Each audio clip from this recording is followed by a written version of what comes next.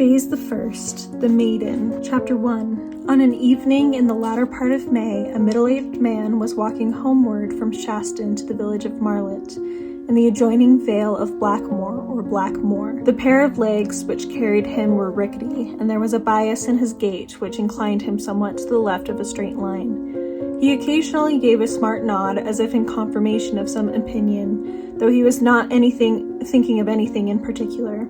An empty egg basket was slung upon his arm. The nap of his hat was ruffled, a patch being quite worn away at its brim where his thumb came in taking it off. Presently he was met by an elderly parson astride on a grey mare, who, as he rode, hummed a wandering tune. And thus begins my reread of Tess of the D'Urbervilles by Thomas Hardy. I am so excited to be rereading this. I do intend to annotate, actually, this reread. I have 5 different colors of highlighter I'm going to be using. I'm usually not very intentional when I end up deciding to annotate. I usually just kind of highlight and take notes as I go. But at this time I'm feeling a little bit more inspired because I really want to just dig really deep into one of my favorite books, and I'm just so excited. So here's my little key. I have pink, which I decided to use for quotes I just love that I find beautiful or really thought-provoking. I then have blue, which is going to be used to represent death and sorrow, quotes regarding death and sorrow as themes throughout the book. Yellow will mark any foreshadowing I notice that maybe I haven't before, or even if I have before, just marking any foreshadowing comments or moments that I tend to notice as I'm reading. Green is, of course, nature, as Hardy is the king of nature writing, and specifically I want to focus on moments when nature acts as its own character, as well as moments where nature acts as a symbolic element of the story. And finally, I have references. So this is going to be references that are either historical or literary, that are made throughout the work and what they mean. So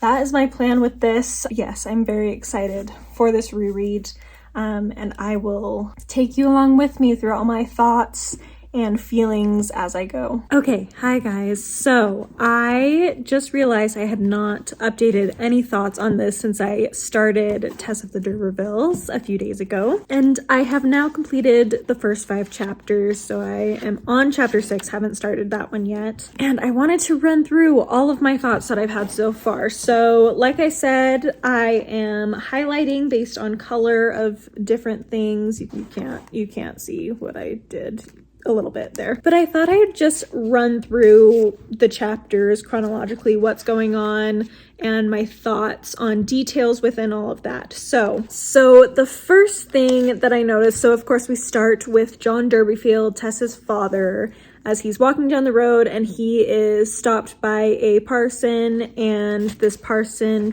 tells him that he is a descendant of the D'Urberville family. And I will say throughout these first 5 chapters, there's so much more foreshadowing than I remember there being. So for example, right at the beginning, the parson has John turn to show his silhouette, and the parson claims that he has the D'Urberville nose and chin a little debased. And there's just something about that word, that specific word, debased, that is so relevant to what happens to Tess throughout this story of she ends up being debased by society.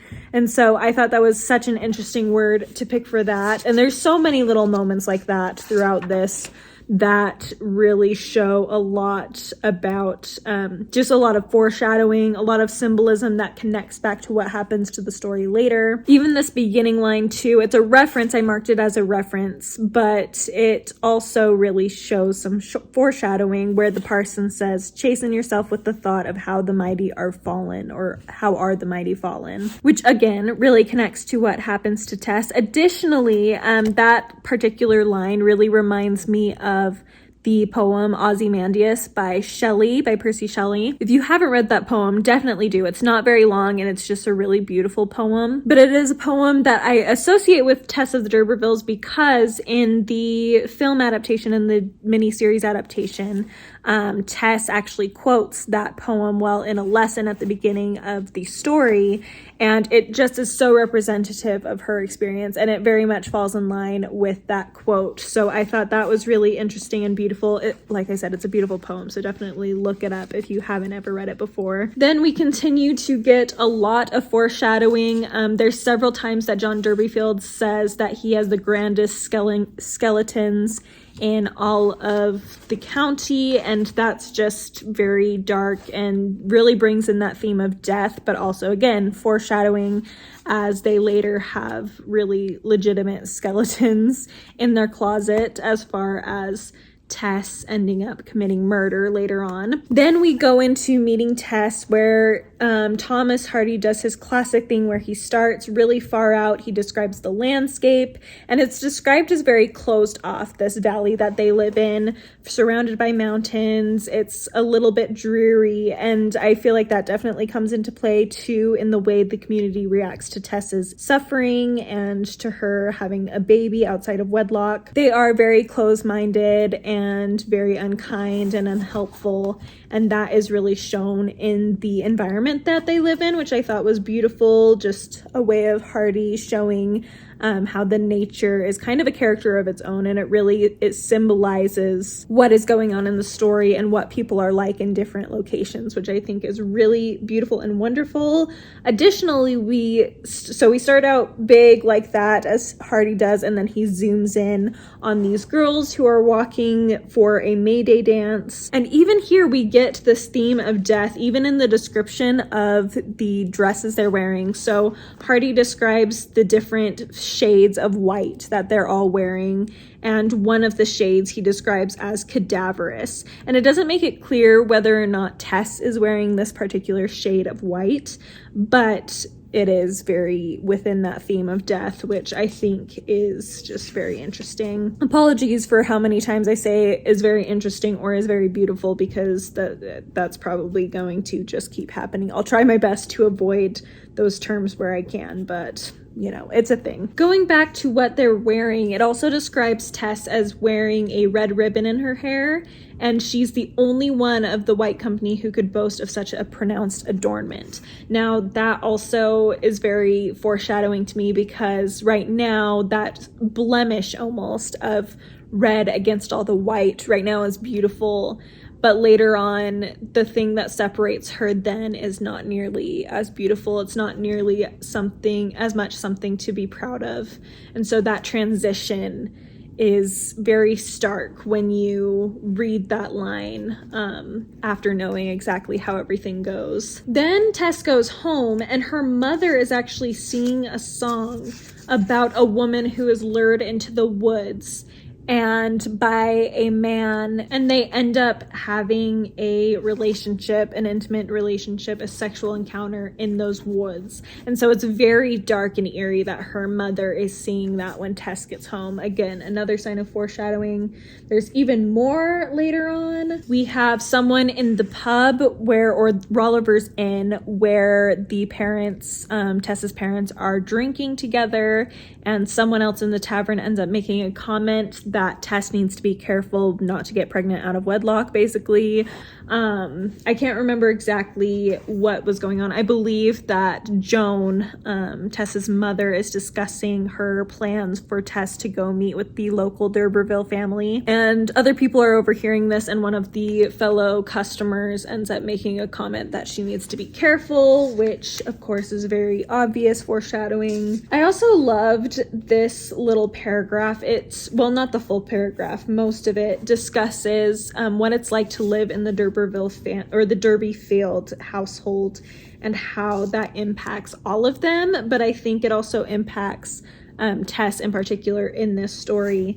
It says, if the heads of the Derbyfield household chose to sail into difficulty, disaster, starvation, disease, degradation, death, thither were these half-dozen little captives under hatches compelled to sail with them. 6 helpless creatures who had never been asked if they wished for life on any terms, much less if they wished for it on such hard conditions as were involved in being of the shiftless house of Derbyfield. So there we see that the heads of the Derbyfield family, John and Joan, the parents, are just all over the place, and anything they decide to do, the children just have to go along with it, regardless of what sort of destiny it will lead them into. And clearly, their ideas lead Tess into a great deal of trouble later on. Then we have the classic little discussion between Tess and her younger brother Abraham, where they're discussing the stars as they're traveling through the night, trying to take care of the beehives that her father is too drunk to go sell. And as they're going, Abraham asks about the stars, and Tess mentions that she believes they're different worlds far away from our world. And she ends up likening them to fruit on a tree and describes how different worlds are different, have different levels of goodness, basically,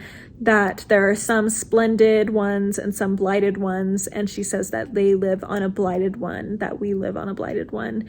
And again, it's just sad to see that from the very beginning, even though she's very innocent and there's still a lot of hope in her, she is already old enough to understand that she is in a difficult situation. She's old enough to understand that her parents are not very helpful. I mean, on this journey, obviously that's very clear to her because she's frustrated that her dad got drunk instead of doing his job to keep food on the table and keep a roof over their heads. But she also, just in general, you can tell she's just very aware of how difficult circumstances are in the world. And it describes very early on that she has more education than the rest of her family, which is very much a theme in Hardy's books, that those who are educated tend to recognize problems in the world much more than those who are not educated, and that education can in some ways be very difficult in a way that it can kind of make life dreary and additionally hard when you have an understanding about what the difficult nature of it is, if that makes sense. So that was all sad and lovely at the same time. And then we get to the death of Prince, I believe Prince is the name of the horse.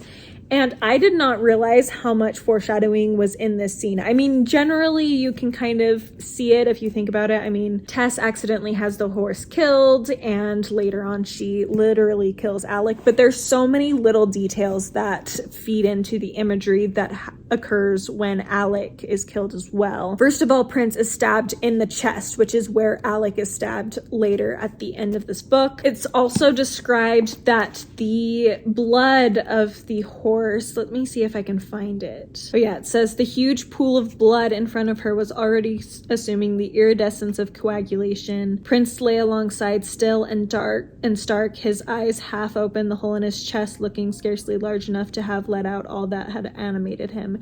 And that's very similar to how Alec is described later, as far as having the pool of blood next to him and again being a hole in his chest.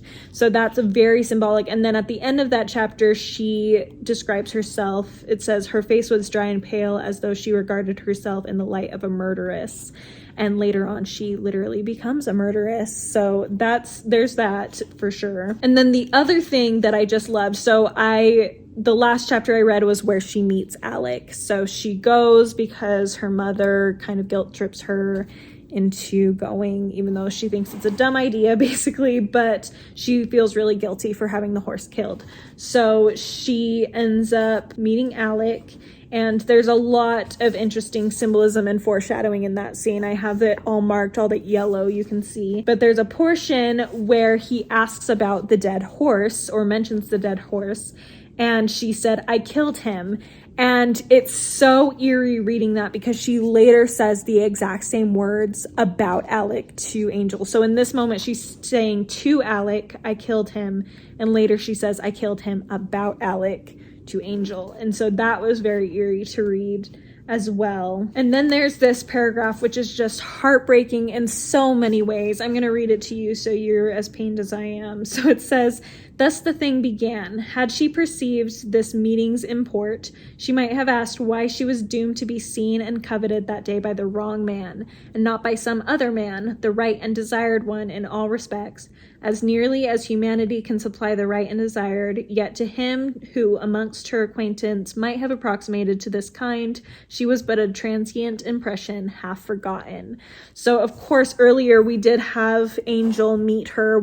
I don't think it actually calls him by name in that portion. I don't remember it doing that. I think it just calls him the student. But those who have read the book know that it's Angel that she meets, and Angel later, of course, becomes her husband and then betrays her because of things that happen with Alec here. But in that moment, he does not ask her to dance, and instead asks another woman, and they're not able to really meet. They just see each other, and he leaves. And so that she's a transient impression, half forgotten. So to Angel at this point, he's seen her and she's made an impression on him, but it's kind of just faded away like a dream. And that is so heartbreaking to me, because I remember in my class in high school when we read this for the first time, I remember my teacher asking us when we thought kind of the beginning of the end was, like what moment made the impact on how things ended. And I felt like, I mean, there's a lot of places you could say that,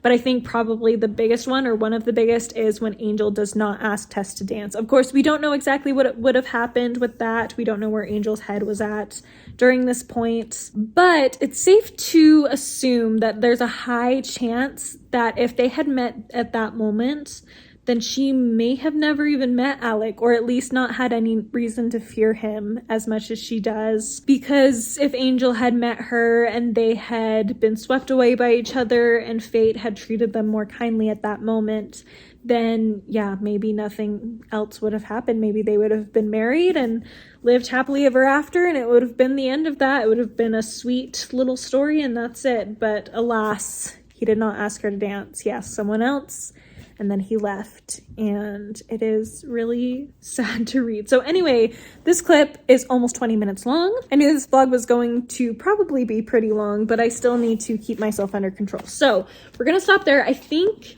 depending on how my life goes, I probably need to start cooking at some point. Anyway, I would like possibly to get through phase the first by the end of today. I don't know if that will happen. It's only about 30 pages, but I do have some plans tonight in the next few hours. So we'll see. Plus I have my other book I kind of want to read. I don't know. We'll see. We'll see. I don't have to go to work until later tomorrow, so I can sleep in a little bit as needed. Anyway, we'll see if that works out, that I can finish the first phase, which of course ends with the assault scene, which is going to be heartbreaking as all get out, but we'll see if I even get that far, like I said. So anyway, there's that for now. We'll see you when I see you. I hate Alec so much. He is so sleazy. I can't. If you can't tell, I did reach the scene. I actually read the last, I think it was like 20-ish pages yesterday.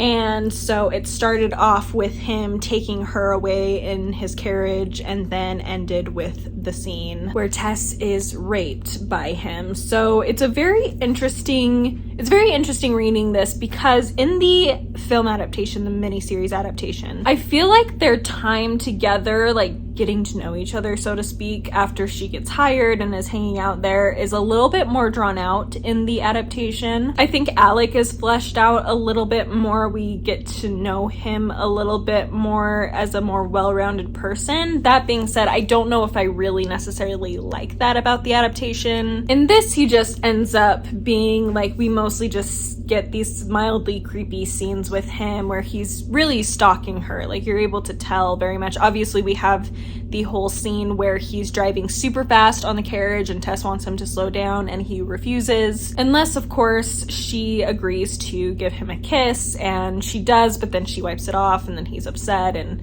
all that jazz. But I love that she gets out of the carriage and walks the whole rest of the way. Even when she gets out, she gets her hat, and he's like, come on, come back in. Like, I promise to slow down. I won't do it again. She just ignores him and just keeps walking, and he just kind of walks beside her in the carriage. I think sometimes with Hardy's female main characters, a lot of them, not all of them, I think Bathsheba is definitely an exception to the rule, but a lot of his female characters may seem very just mild and almost weak. I don't want to say meek, because I think meekness can be a really great strength, but I think in the way they do it, they just kind of are pushovers in certain ways. If you're not really paying attention to their lines and specific actions they take. And Tess is very much that type of character. Like, she comes across as very naive and childlike and quiet, but she has a lot of moments where she's willing to stand up for herself and say what she thinks and protect herself. We see her, like with this carriage scene,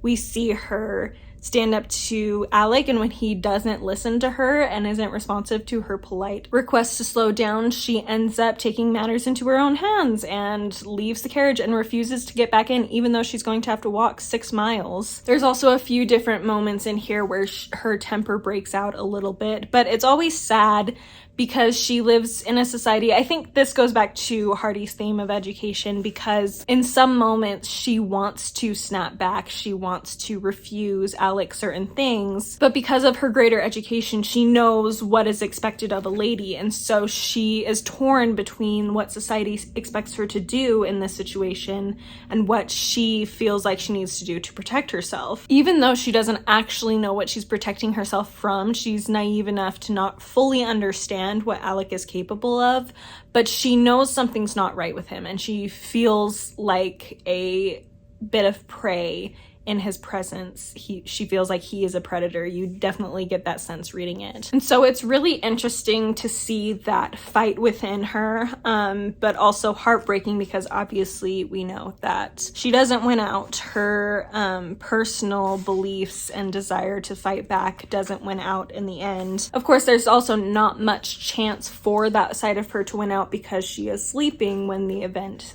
takes place. The lead up to the event within that day and night, is also fascinating because a lot of it is discussing like how darkness is falling and fog is beginning to come out. There's also this great reference when it's discussing everybody dancing and what they looked like with the fading light and the fog and the dust that's coming up from them dancing on this dirt floor.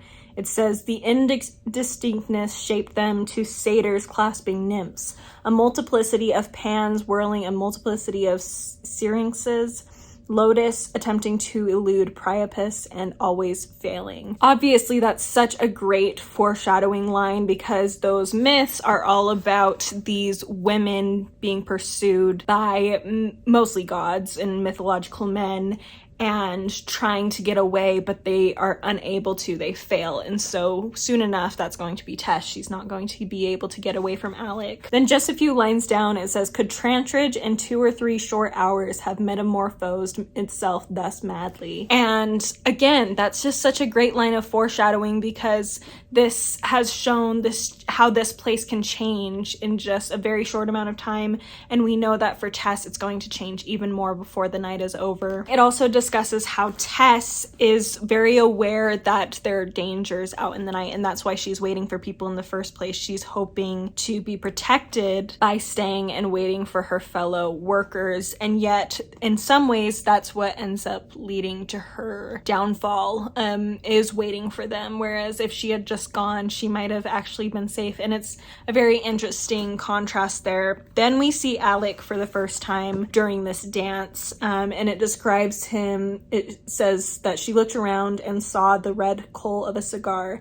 Alec d'Urberville was standing there alone. And there's lots of imagery like this with Alec that really show him as like a very devil figure. Like the red coal out of the darkness is very hell-like and devil-like, and that's what Alec is being portrayed as throughout this. Then of course, as they're walking home, we see this group stop, and there's kind of this drama where this girl has some treacle dripping down her back and she takes it off and everybody laughs at her, but she hears Tess laughing and she's very jealous of Tess because Alec used to pay attention to this girl and now he's not because Tess is there, and so she's all jealous of her and they all start fighting with Tess, and then Alec just happens to appear out of the darkness and asks what's going on, but explains that he's been just around the corner listening in anyway, so he knew exactly what had happened. and Tess agrees to go with him because she's very uncomfortable with the situation, and so sad reading this that it says at almost any other moment of her life she would have refused such proffered aid and company, as she had refused them several times before, and now the loneliness would not of itself have forced her to do otherwise. But in this moment, this is the moment that she's at basically her most vulnerable. She's tired, she just wants to get home. She's feeling very lonely because she's amongst strangers and they're not treating her very well, so she's upset. So she's just having so many emotions that lead her to be so vulnerable. And of course, Alec takes advantage of that. There's so much psychology in this book that I did not fully realize. Before this, I don't think I discussed this chapter, this part of the story, but when she finds out that her mother has met Alec, Alec came and provided this letter that was supposedly from his mother, inviting Tess to come work for them. Joan, the mother, mentions that he said really nice things about her, and Tess is very flattered by this, and it describes how she appreciated being noticed like that by a stranger when she had sunk so low with everything that had happened with Prince, the horse. She's feeling extremely guilty, so he's able to lure her basically into his home in the first place. Then she continues to feel lonely and isolated. She's not really connecting with anybody, any of the other workers on the farm super well. And then as Alec follows them, he realizes that this is a moment where Tess is once again very vulnerable and takes advantage of it. And so all that psychology of she's in such a vulnerable place, and usually perpetrators of violence tend to notice when people are in their lowest place, especially abusers, sexual abusers. And so it shows even way back here, before we had this understanding of sexual violence and stuff, Thomas Hardy is writing about a very real phenomenon where this woman is at her lowest point, and that's when this perpetrator comes into her life and is able to use her and manipulate her because he knows how to, and he knows that she's in a position to be manipulated. And it's just so terrifying and also brilliant of Hardy to have been able to do that. Then we get into the chapter 11, the last chapter in Phase the First. And throughout this chapter, the world is getting darker and darker. There's several moments where Hardy refers again to the darkness becoming more intense, the fog becoming more intense. They enter the woods, which makes the darkness even more thick, and it's even more closed off. They're even more isolated by entering the Chase, the oldest wood in England. I really particularly, I don't want to say liked, because it's really haunting and relatively sad, honestly, that they're getting into this wood when you know what's going to happen there. But just the way that Hardy uses woodland, I'd love to, as I reread all of his books, really think about scenes with the woods, because we have the book The Woodlanders, which is my second favorite Hardy novel. Absolutely love it. And the trees and the woods really play a huge role in that book, because that book really is about deception and not seeing what you need to see. And so the fact that it takes place in these woods shows that, you know, things are happening that either people are intentionally making sure you don't see, or you just don't see them, even if that's not meant to be intentional. It's just a mistake, a misunderstanding. And there's a lot of that in that book, and the woods are really used to build upon that. So here, the fact that they're going into the woods for this event that nobody else is meant to see, that it's just between Alec and Tess and whatever angels may or may not be watching them, as is kind of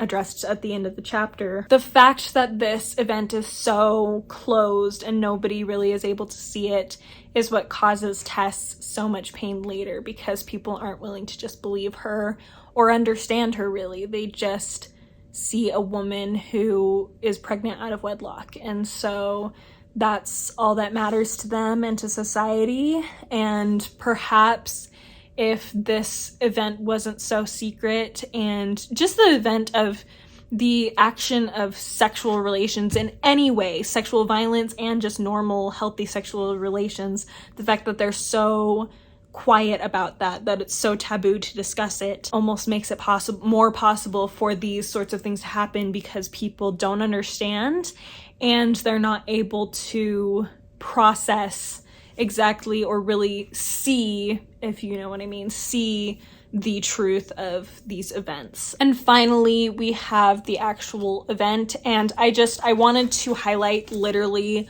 this whole page because it's just so well done. It's so well written. Obviously, it's not very explicit about what exactly is happening, but I prefer, honestly, in some ways, the way this is done because it's describing what a turning point this is. It's not just about the event itself. It's talking about what's happening to Tess as a human being, what's happening to her soul because of what's going on. This is where it talks about where was Tess's guardian angel, where was the providence of her simple faith. Perhaps like that other god of whom the ironical Tishbite spoke, he was talking, or he was pursuing, or he was journeying, or he was sleeping and not to be awaked. And then I think I'm going to read this paragraph because it's just so beautiful to show, again, that turning point. Earlier, like I read, it talked about the metamorphosed, how Trantridge had metamorphosed in just 2 to 3 hours.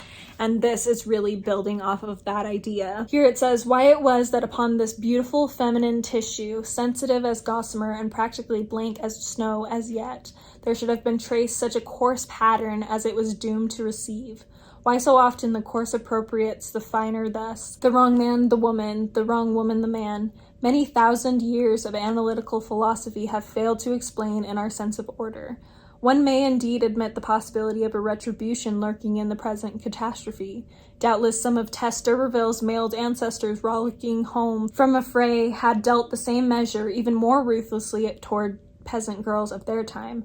But though to visit the sins of the fathers upon the children may be a morality good enough for divinities, it is scorned by average human nature, and it therefore does not mend the matter. As Tessa's own people down in those retreats are never tired of saying among each other in their fatalistic way, it was to be, there lay the pity of it. An immeasurable social chasm was to divide our heroine's personality thereafter from that previous self of hers who stepped from her mother's door to try her fortune at Trantridge Poultry Farm. Oh, I just love it. Hardy, why do you do this to me? It's so good. It's so good. So beautifully written, describing what is happening in a way that is not unnecessarily graphic. It's just trying to explain what is happening to Tess, what may be the reasons why, if there could be a reason why, and how it's changing her life hereafter. I also love that throughout this book, it's called her Tess Durbeyfield, but it calls Alec d'Urberville. A lot of the time when it talks about Alec, it doesn't refer to him as Alec or anything like that. It just says d'Urberville.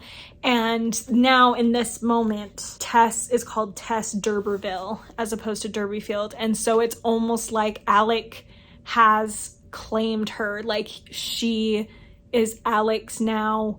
In as far as society's concerned, as far as Alec's concerned, she can never be the same. She can't even, her name isn't even the same, really, ultimately, because of what has happened and how tragic it is that has to be the case, that in this society at this time, this has to take over the whole rest of her life in so many ways. Oh, I hate it. I hate it. I hate it. I hate Alec so much. I just want to claw his eyes out. He's gross. But Thomas Hardy is amazing. Okay, so I've gone on this long enough. This is already 20 minutes alone, and I will have many more clips, I'm sure. So we're gonna stop here, but suffice it to say, still loving it.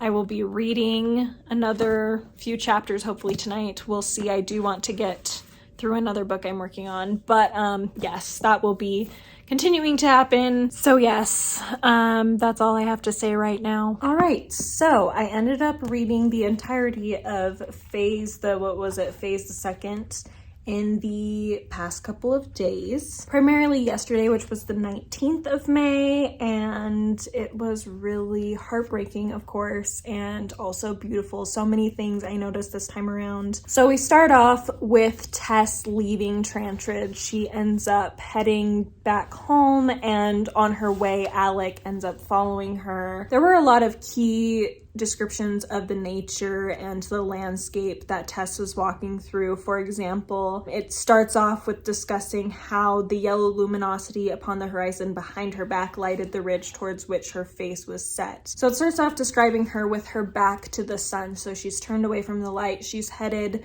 the light is reflected, so there's still some level of hope, but she is very broken. Her light has been turned off. Her gaze is set in a new direction. She's trying to discover what that hope is because it's not very clear to her anymore. It then discusses how she ends up walking up into Blackmore Vale and says that she gazed over the familiar green world beyond, now half veiled in mist. So this idea of she's looking at this place that she's very familiar with, that she grew up in, and yet now there's something distorted about it because she is changed, because she has become some new creature. This chapter also begins with this really sad yet beautiful sentence stating that the basket was heavy and the bundle was large, but she lugged them along like a person who did not find her a special burden in material things. So right away, again, we're seeing this change in her. And this is all on the first page of the chapter, that we're seeing that she is not the same person that left Blackmore Vale, that left her home, that she's returning a brand new being because of what she's been through. There's a lot of discussion of death, of sorrow, just like she is just encompassed in sorrow because of what's happened. She even says to Alec, she notices this little area of trees and she says that she was born there. And she says that she wishes she had never been born there or anywhere. Then we get into this incredible discussion with Alec that I just love, even though it is so heartbreaking, because it shows how much he has impacted her. There's several quotes she says that I just love. For example, if I had ever sincerely loved you, if I loved you still, I would not so loathe and hate myself for my weakness as I do now. She then explains to him that she didn't understand what he meant when he was flirting with her. She didn't understand what he was capable of, basically. And he replies that that's what every woman says. And she says, how dare you use such words? I could knock you out of the gig. Did it ever strike your mind that what every woman says, some women may feel?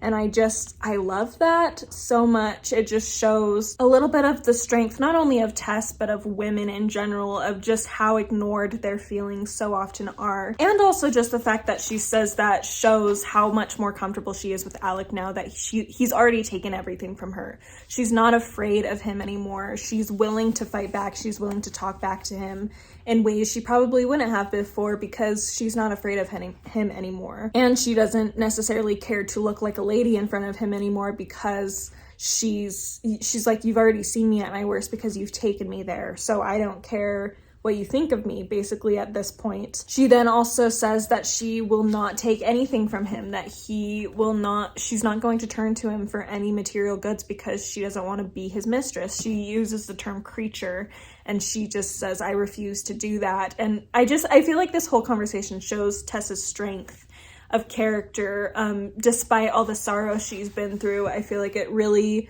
brings out the real her because she's with someone that she's willing to be herself around. For really unfortunate reasons, I'm sure she would never have chosen him to be herself with, but, well, not herself fully. More like someone she doesn't really feel the need to hide her emotions from. But still, it's interesting to see her come out of her shell a little bit because, first of all, she's been forced to grow up, but also because she is with someone that she's able to show her sorrow, show her frustration with, and not care what he thinks of her. I also love where he forces her to allow him to kiss her cheeks, and she just kind of lets him and just has this dead look in her eyes. It even describes her as marble several times throughout this section, and that's so reminiscent of, a tomb or a corpse is often described as having marble skin. And so the fact that she's described this way so many times just kind of shows this feeling of her being dead inside. But there's still a little bit more hope, at least in this section. There's still moments of light. For example, when she's, like I said, walking away, she's still able to see the glow of the sun even if she's not facing it anymore. And so there's still little hints that it's not all gone, but at least in this moment, she is feeling very dead inside. She's feeling very numb in many ways. And he basically asks her why she will never love him, or just says, you know, you will never love me, I fear. And she replies, perhaps of all things, a lie on this thing would do the most good to me now. But I have honor enough left, little as 'tis, not to tell that lie. If I did love you, I may have the best of causes for letting you know it, but I don't. She just has so much integrity, and I just absolutely love it, even though it crushes my soul hearing how sad she is and how broken she is because of this event that has happened, and just makes me want to stab Alec myself, which she takes care of later, which is great. But anyway, also when he leaves, this was so haunting to me. When he leaves, it talks about how he is gone between the tall red-berried hedges. And when he appeared that night, he appeared out of some hedges. And so I think that parallel is really haunting and also beautifully done. Additionally, right after that, it says that Tess did not look after him. Like, she's moving past him. She's just done with him. And I love later on too in this chapter that it describes how she feels about him. It says, hate him she did not quite, but he was dust and ashes to her. Like, he was nothing to her. He meant nothing to her. He just was a dark shadow in her life, and I just really appreciate that. Additionally, this is just a little side note for this chapter before I move on to the rest of the part of phase 2. On her road, she ends up coming across this man who is painting scriptures on different fence posts and stuff as they go, and he offers to help her out and carries her baskets and stuff, and as he's going, he's still painting these verses, and of course they are very applicable to her situation. For example, one says, thy damnation slumbereth not. Another is, thou shalt not commit adultery. It doesn't go as that far because she looks away before she's able to read the rest.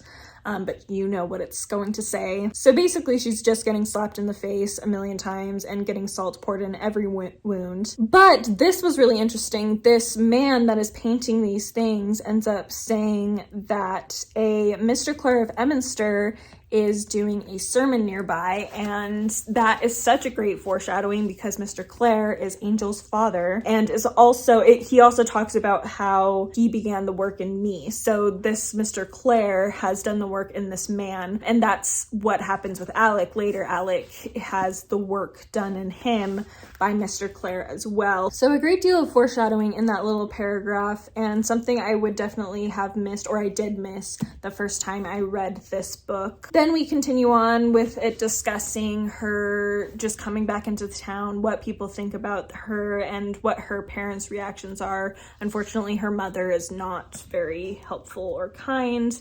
But Tess, once again, has given up hiding her emotions quite so much. She's willing to fight back with her mother a little bit more than she would have in the past, which is very interesting to watch. Unfortunately, a lot of the people in the town don't treat her very well, as you would expect. There's a lot of time spent kind of making fun of her, but at the same time they're very interested in her, so they welcome her in a lot of ways. But she is still very broken and feels very separate from the town. Even though there's moments when she feels happy again on some level, she's still suffering a great deal. There's a lot more comments regarding her wishing to be in the grave, a lot more comments of just how nature feels separate from her and yet is very reflective of a lot of her experience. So I'll just skip over that because I know this vlog is already going to be so long. Then we get to where she's working in the field. She's had a baby, and one little portion that I wanted to point out that was really interesting, that is really descriptive of what's going to happen the rest of the book. It says, the standing corn was reduced to smaller area as the morning wore on. Rabbits, hares, snakes, rats, mice retreated inwards as into a fastness, unaware of the ephemeral nature of their refuge, and of the doom that awaited them later in the day when, their covert shrinking to a more and more horrible narrowness, they were huddled together, friends and foes, till the last few yards of upright wheat fell, also under the teeth of the unerring reaper, and they were every one put to death by the sticks and stones of the harvesters, which is very much what ends up happening to to Tess and Angel and Alec in a lot of ways, where they are huddled together, where fate is pushing them closer and closer together until there's no room, and at least 2 of them are killed. And I thought that was a very dark and wonderful little bit of foreshadowing there. I'm trying to find exactly, this made me so upset because I did not remember this at all, but it has some of the women in the town discussing Tess and what happened to her. And it says, there were they that heard a sobbing one night last year in the chase, and it had gone, I can't with the accent, sorry. Might have gone hard with a certain party if folks had come along. So people heard her screaming and sobbing while she's being raped in the chase during this time, and nobody had done anything, which I understand for the time.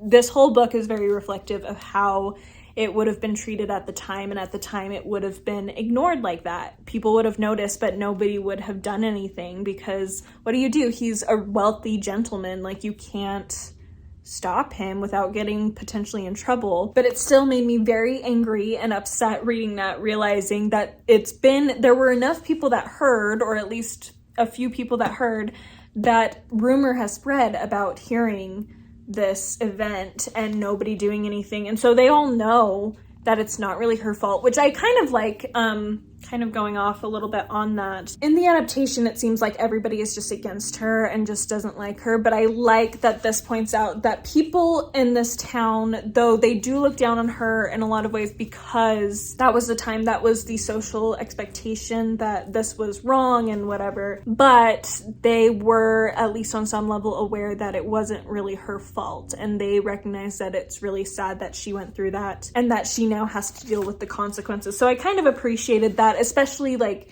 in the lower classes. It's almost like this happens regularly enough that they understand and they know, but because of the society of the day and because of their beliefs and things, they just can't really, it's not something they're gonna fight for. It's not a justice that they're going to fight for. So then I think I'm gonna skip some of the rest of this chapter simply because I don't feel like I have much else to discuss. I guess in this chapter actually is where the child's sorrow does pass away. In fact, it describes his passing as, in the blue of the morning, that fragile soldier and servant breathed his last, which I thought was beautifully sad. And then she goes and asks the local parson whether or not her baptism of her child will be just the same in God's eyes, and whether or not he'll be able to give the child a Christian burial, which he says no to, but he does give her the hope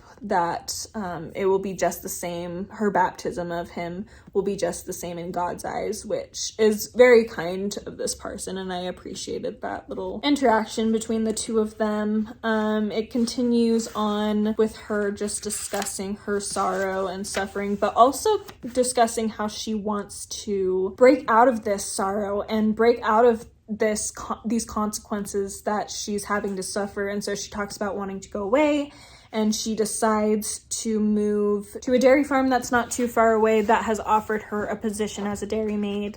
And so she agrees in order to get away from her local town, to get away from people who know her and know of her past. And this section ends with another beautiful paragraph. I'm not going to read the whole thing. I'm just going to read the last sentence. And it says, "It was unexpended youth, surging up anew after its temporary check, and bringing with it hope and the invincible instinct towards self-delight."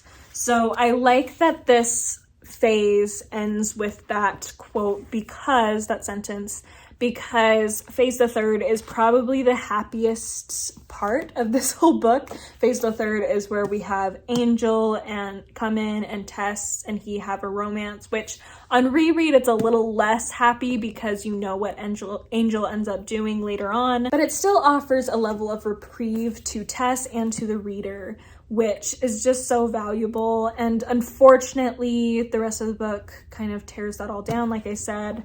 But I feel like that sentence really leads into the most hopeful section of the book really well. And yeah, I'm going to start working on that right after I finish this clip, probably. This reread has been so amazing. I am actually kind of excited to get the romance between Angel and Tess, because it will just be a lightening of the mood, even though, like I said, I know what's coming. But I think I'm a little bit more, I don't want to say forgiving of Angel, because that makes it sound like I think what he did was okay, which it absolutely wasn't, and it makes me so angry and upset for Tess. But I think something I appreciate about Angel by the end of the book is that he recognizes his mistakes and strives to rectify them. Like, in the end, he does marry Tess's sister. He does what he can to redeem himself as much as he can in the situation where his actions still led to Tess's death ultimately. So while a lot of people just hate Angel, and I've heard people even say that they hate him in some ways more than Alec, and I can understand that, I think there's something to be said about the fact that he tries to change himself and recognizes his mistake, because Alec never does. Alec does not ever recognize his mistake. He knows it's bad, but he just doesn't care. He does not care about what he's done to Tess and how he's hurt her. He tries to make it look like he's trying to redeem himself when he offers to marry Tess, but he's not actually redeeming himself, because it's not coming from a place of genuine care and concern. It's coming from a place of lust and greed and covetousness that is just awful, and he's just an evil person, and I hate him. But Angel, like I said, he shows that he wants to make a change. Again, that doesn't excuse what he did, but it shows that he is redeemable, I guess. It shows that he is willing to change himself and better himself, which not everybody is. So anyway, I'm going to stop this here, and I will speak to you once I finish phase the third, or if there's a solid point that I want to discuss halfway through, maybe I'll do that, but we'll just see what happens. Hey guys, so it's been a while since I've chatted with you about Tess. I have decided to take it a little bit slower, so I am just, gradually getting through it. I'm pretty much just reading a chapter a day at this point. But I did finish phase the third, so I wanted to discuss a little bit in depth what my thoughts were on it. This clip shouldn't be quite as long because this section is really not as exciting as some of the other sections. I mean, it is in a way, because it's finally getting happy. We're able to see Tess leave her home for Talbotha's dairy farm, and she is really happy for once. It's summer and nature. There's a lot of nature writing in this section, and it's all reflective of hopefulness and this beautiful, calm summer weather that just inspires hope, not only in the characters but also in the readers. And while she's at the dairy, of course, she meets Angel Clare, and I want to start by discussing a little bit about how it describes Angel. Chapter 18 is where it starts really describing him, and it says, Angel Clare rises out of the past not altogether as a distinct figure, but as an appreciative voice, a long regard of fixed, abstracted eyes, and a mobility of mouth somewhat too small and delicately lined for a man's, though with an unexpectedly firm close of the lower lip now and then, enough to do away with any inference of indecision. As a lad, people had said of him that he was one who might do anything if he tried. So we learn very quickly that Angel Clare is a very thoughtful person, that what makes him of interest specifically to Tess, at least as suggested in what I just read, is that he is very thoughtful, that maybe he's not the most manliest man around, he's not necessarily the most physically attractive, but he is a handsome guy, of course. But it's more about just how aware and wise he comes across. We learn quickly, of course, that he doesn't really know what he wants to do with his future, although at this point he is looking into farming. We also get a hint into the story of him going off with an older woman and having basically sex with her for basically like 2 whole days, and that he broke off with her, but it was all consensual. And later, of course, that really comes into play when we see the double standard with him and Tess. It's also very interesting and heartbreaking because towards the end of that chapter, where we first get introduced to him, or at least solidly learn more about him and his past, we have the scene where Tess mentions the idea of your spirit being able to leave your body while you're lying here on earth, and he overhears this, and this is the first time he really pays attention to her, and his first thought about her is what a fresh and virginal daughter of nature that milkmaid is. And of course, little does he know, for the time she would not be considered a virgin. And so it's just automatically putting this idea on him that he is expecting, what he's expecting in a woman and what he looks for in a woman. And clearly Tess does not meet that expectation of his, which will cause problems for them in the future. After we get introduced to him, we continue on and see a lot of them just being able to interact and fall in love, basically. Something I really appreciate about this book is that it shows that Angel and Tess spend a lot of time together. Like, it's not really a love of first sight situation. It is on some level, like they definitely have interest in each other very early on, but it's not until they've spent a good deal of time together and really developed this friendship that they really fall for each other. And I really just appreciate that, because that's not always the case in a lot of Victorian novels. So it's just really great. Part of that interaction is actually where they get up really early, and there's a lot of biblical allusions, which I think also feeds into the idea of how Tess is not as she should be according to the time. They talk a lot about Adam and Eve, feeling like Adam and Eve, as they're the only people out in the early morning hours, and the light is just playing off their features so beautifully. And of course, in the Garden of Eden, Eve tempts Adam away from his perfect path, or whatever, at least according to common interpretation of the Bible. So the idea of comparing Tess and Angel to Adam and Eve by pointing out the idea that Tess is going to be the seductress, Tess is going to pull him away from what he knows is right, which of course we as the reader, at least especially in modern times, see as completely ridiculous and awful. But for society at the time, that's how it was seen. Angel also compares the early morning hours to the resurrection hour. And there's this quote here that says, he little thought that the Magdalene might be at his side. And of course, commonly it was believed that Mary Magdalene had been a prostitute, or at least had engaged in sexual activity outside of marriage. And so it's just very eerie and just heartbreaking. Again, this chapter has so much beautiful imagery, so many sweet scenes, and yet it throws in these little comments here and there to remind you of what Tess has been through, and that's not going to go away. Further down, actually, in that paragraph, I really loved this quote, because it says, his own face, though he did not think of it, wore the same aspect of her. And just that close to the idea of her being the Magdalene.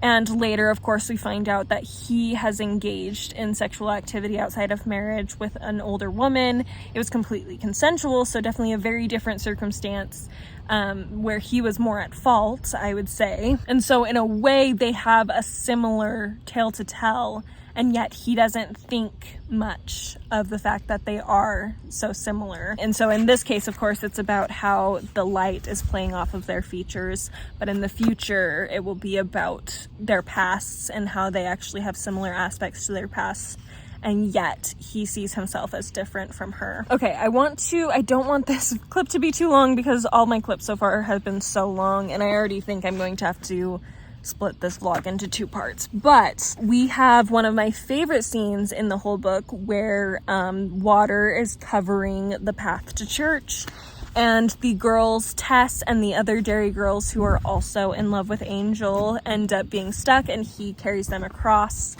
And ooh, it's so good. It's so sweet, even though I know what ends up happening. It's just so cute. The whole time he's pointing out in his head and to her eventually that he is going through the labor in order to get her. Like, he's 3/4 of the labor in order to get the last quarter. And just so cute. And they're just having this great moment. She's terrified out of her mind, because she knows that what she has had happen to her really makes her not a good candidate for marriage, especially for a gentleman like him. But this scene and a couple scenes after really point out a lot of differences between Angel and Alec. It talks about how as he's carrying her across and they're having this moment, Angel notices that he's in a somewhat unfairly he was somewhat unfairly taking advantage of an accidental position, and he went no further with it. Whereas earlier, Alec also was in a situation that he took unfair advantage of, and he did go further with it, to the point where he really took advantage of her, quite literally. Angel sees Tess as a human being and recognizes the humanity in her in a way that Alec did not. There's even a part where Angel talks about how he's particularly attracted to her mouth. And earlier in the book, Alec also mentioned being attracted to her mouth. And yet, when it describes how Angel is attracted, it talks about how her mouth, something about her mouth brought about her humanity, something about her expression showed her humanity, and that's why it was attractive to him, not because it was some divine, beautiful something like Alec kind of made it out to be. Another side note I wanted to make was I really like that the girls at the dairy are not jealous beings. They are very understanding and sweet. They know that Angel likes Tess best, and yet they're not willing to let that get in the way of caring about her. They do recognize her value. And of course, at least at this point, they don't think that any of them even stand a chance anyway, so they don't worry about it too much. But even later on, which I'll probably discuss in the next clip, even later on, when they do find out that she's going to marry him, they're still very understanding and kind about it and don't hate her, despite the fact that they do care about him as well. And then I guess I will talk briefly about just today. I read the first chapter of Phase the 4th, and this is where Angel goes home to meet with his parents and discuss his situation with them and discuss Tess with them. And it's very interesting to get to know his family, because once you get to know his family, especially having read this already, you understand better what could have happened later on if Tess had trusted them more. For example, it talks about the brothers, first of all, who are very strict, but they also are blown just by any ideas of society. Whatever's popular is what they believe. In fact, in describing them, it says that neither saw the difference between local truth and universal truth. They didn't understand that just because society has certain expectations and ideas, that doesn't mean that is what necessarily God would say, or necessarily what a good moral code would say. It shouldn't necessarily be dependent on society. So the brothers clearly are not the type that you should trust to take care of you. Basically, they're not the type to trust with Tess because of what she's been through, at least not in the present moment. If they had been born today, it stands to reason based on that quote that they would be much more on Tess's side had the situation been around. But at the time, because they were so focused on society's expectations, they could not have been trusted with her. However, his father is described basically as being a very strict man, a very religious, obviously, person, but someone who is also very kind and forgiving. It talks about how there's a moment when Angel argued with him and really kind of blasphemed in his eyes, and he was very strict with him and really frustrated and upset that he would say what he said, basically sinning in his eyes, and yet when Angel comes back, he welcomes him home. It seems to me, at least as a reader, that if Tess had been willing to trust at least the parents with her story, if she had been willing to turn to them when she was in need, they would have been willing to help her regardless. I mean, for sure they would have been upset at first.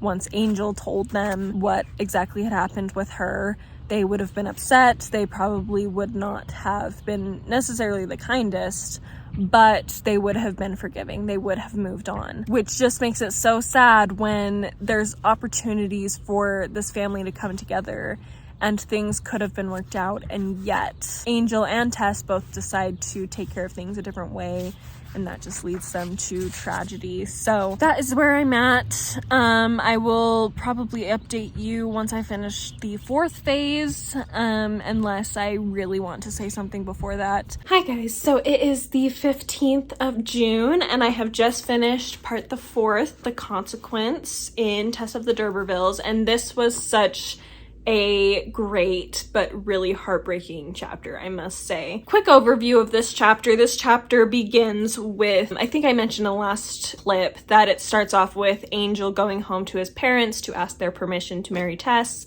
He comes back, he asks her to marry him, she says no because of her past, and she continuously is kind of leading him on because she does love him and she admits to loving him, but she knows that her past is a hindrance, and then eventually she gives in, says yes. After she says yes, she ends up trying to write a letter to him to give to him so that he knows, after an encounter with a man from Trantridge who knows about her past. She ends up writing this letter to Angel to explain what happened, and he ends up not getting it. And in a panic, she burns the letter, and then she goes through with the marriage. And then we end with them in this ancient, what once was a D'Urberville mansion. They discover that Reddy has attempted suicide, and then this leads them to confess to each other their past sins. Angel goes first, of course, and describes this 48-hour liaison with this woman that he had, that of course he deeply regrets because it goes completely against his values. And then Tess begins to tell her story, and that's where we leave off. And it's interesting reading this chapter because I feel like when you first read it, it's exciting. The tension is really high. So it's not that it's boring, but it is, like, reading that this time I've recognized it is pretty drawn out, and I could see people being frustrated by how back and forth Tess is, but I think it really builds up the suspense of intention that is within her because of everything going on, her feelings for Angel, but her concern about her past and his reaction, but also what it would mean to not tell him about this past situation that occurred in her life. So I can imagine people finding it a bit of a slog or a bit of a drawn out experience because it is one of the longer parts, but I find it to be, on a reread, to be so fascinating because there is so much foreshadowing, there's so much symbolism. I feel like this is where the nature writing really comes to shine, because my favorite thing about Hardy's nature writing is when it connects to the story in some way, where it's symbolic of the emotions and things that are going on and will go on within the plot of the story and within the characters in the story. And so there's a lot of that type of symbolic nature writing in this section.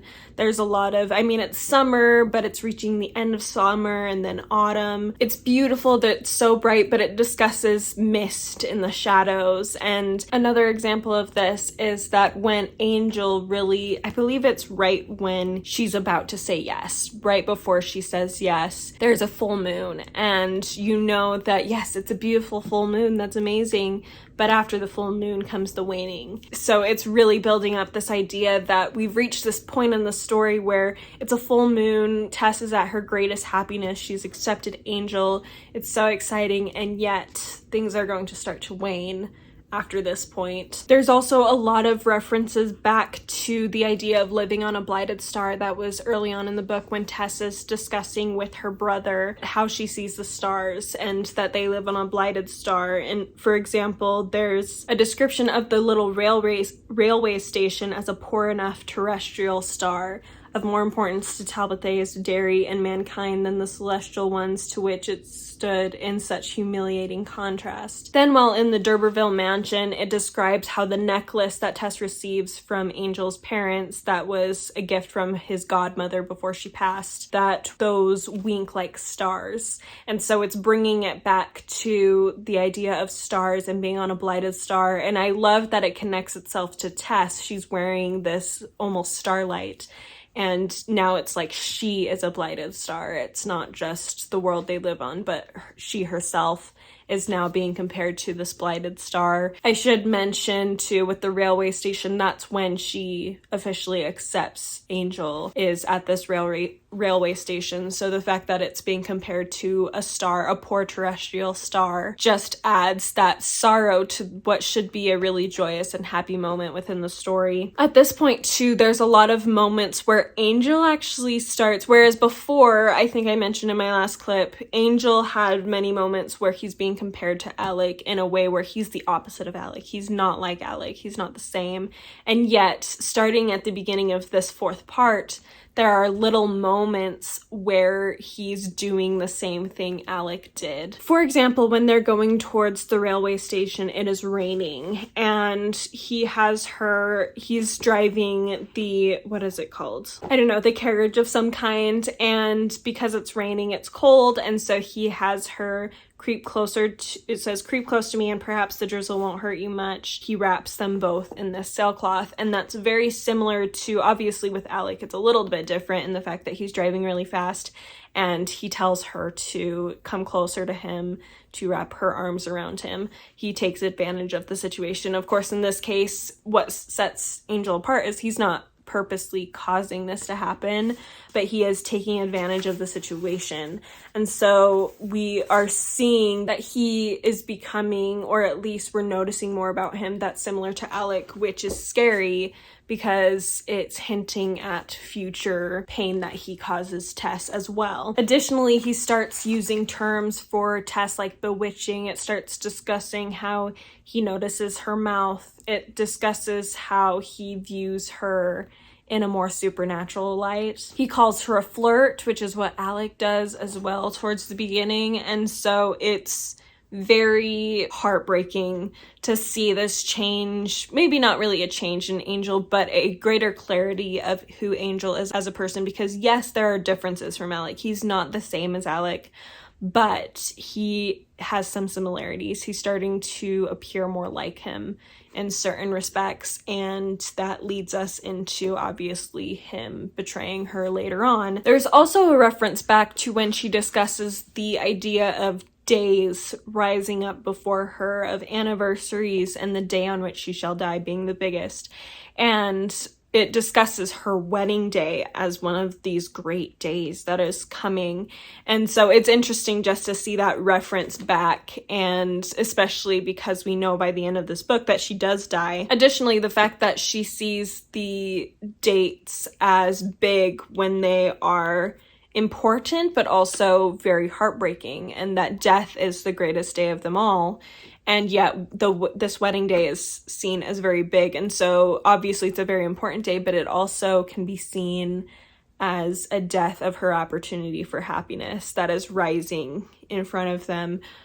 So I liked a lot of the references to that, even though it's all completely heartbreaking. This moment when they meet the man from Trantridge is also really interesting and provides a deeper look into Angel's personality. I feel like this part, whereas the previous part really built up the amazingness of Angel, like I said, it showed how he was different from Alec.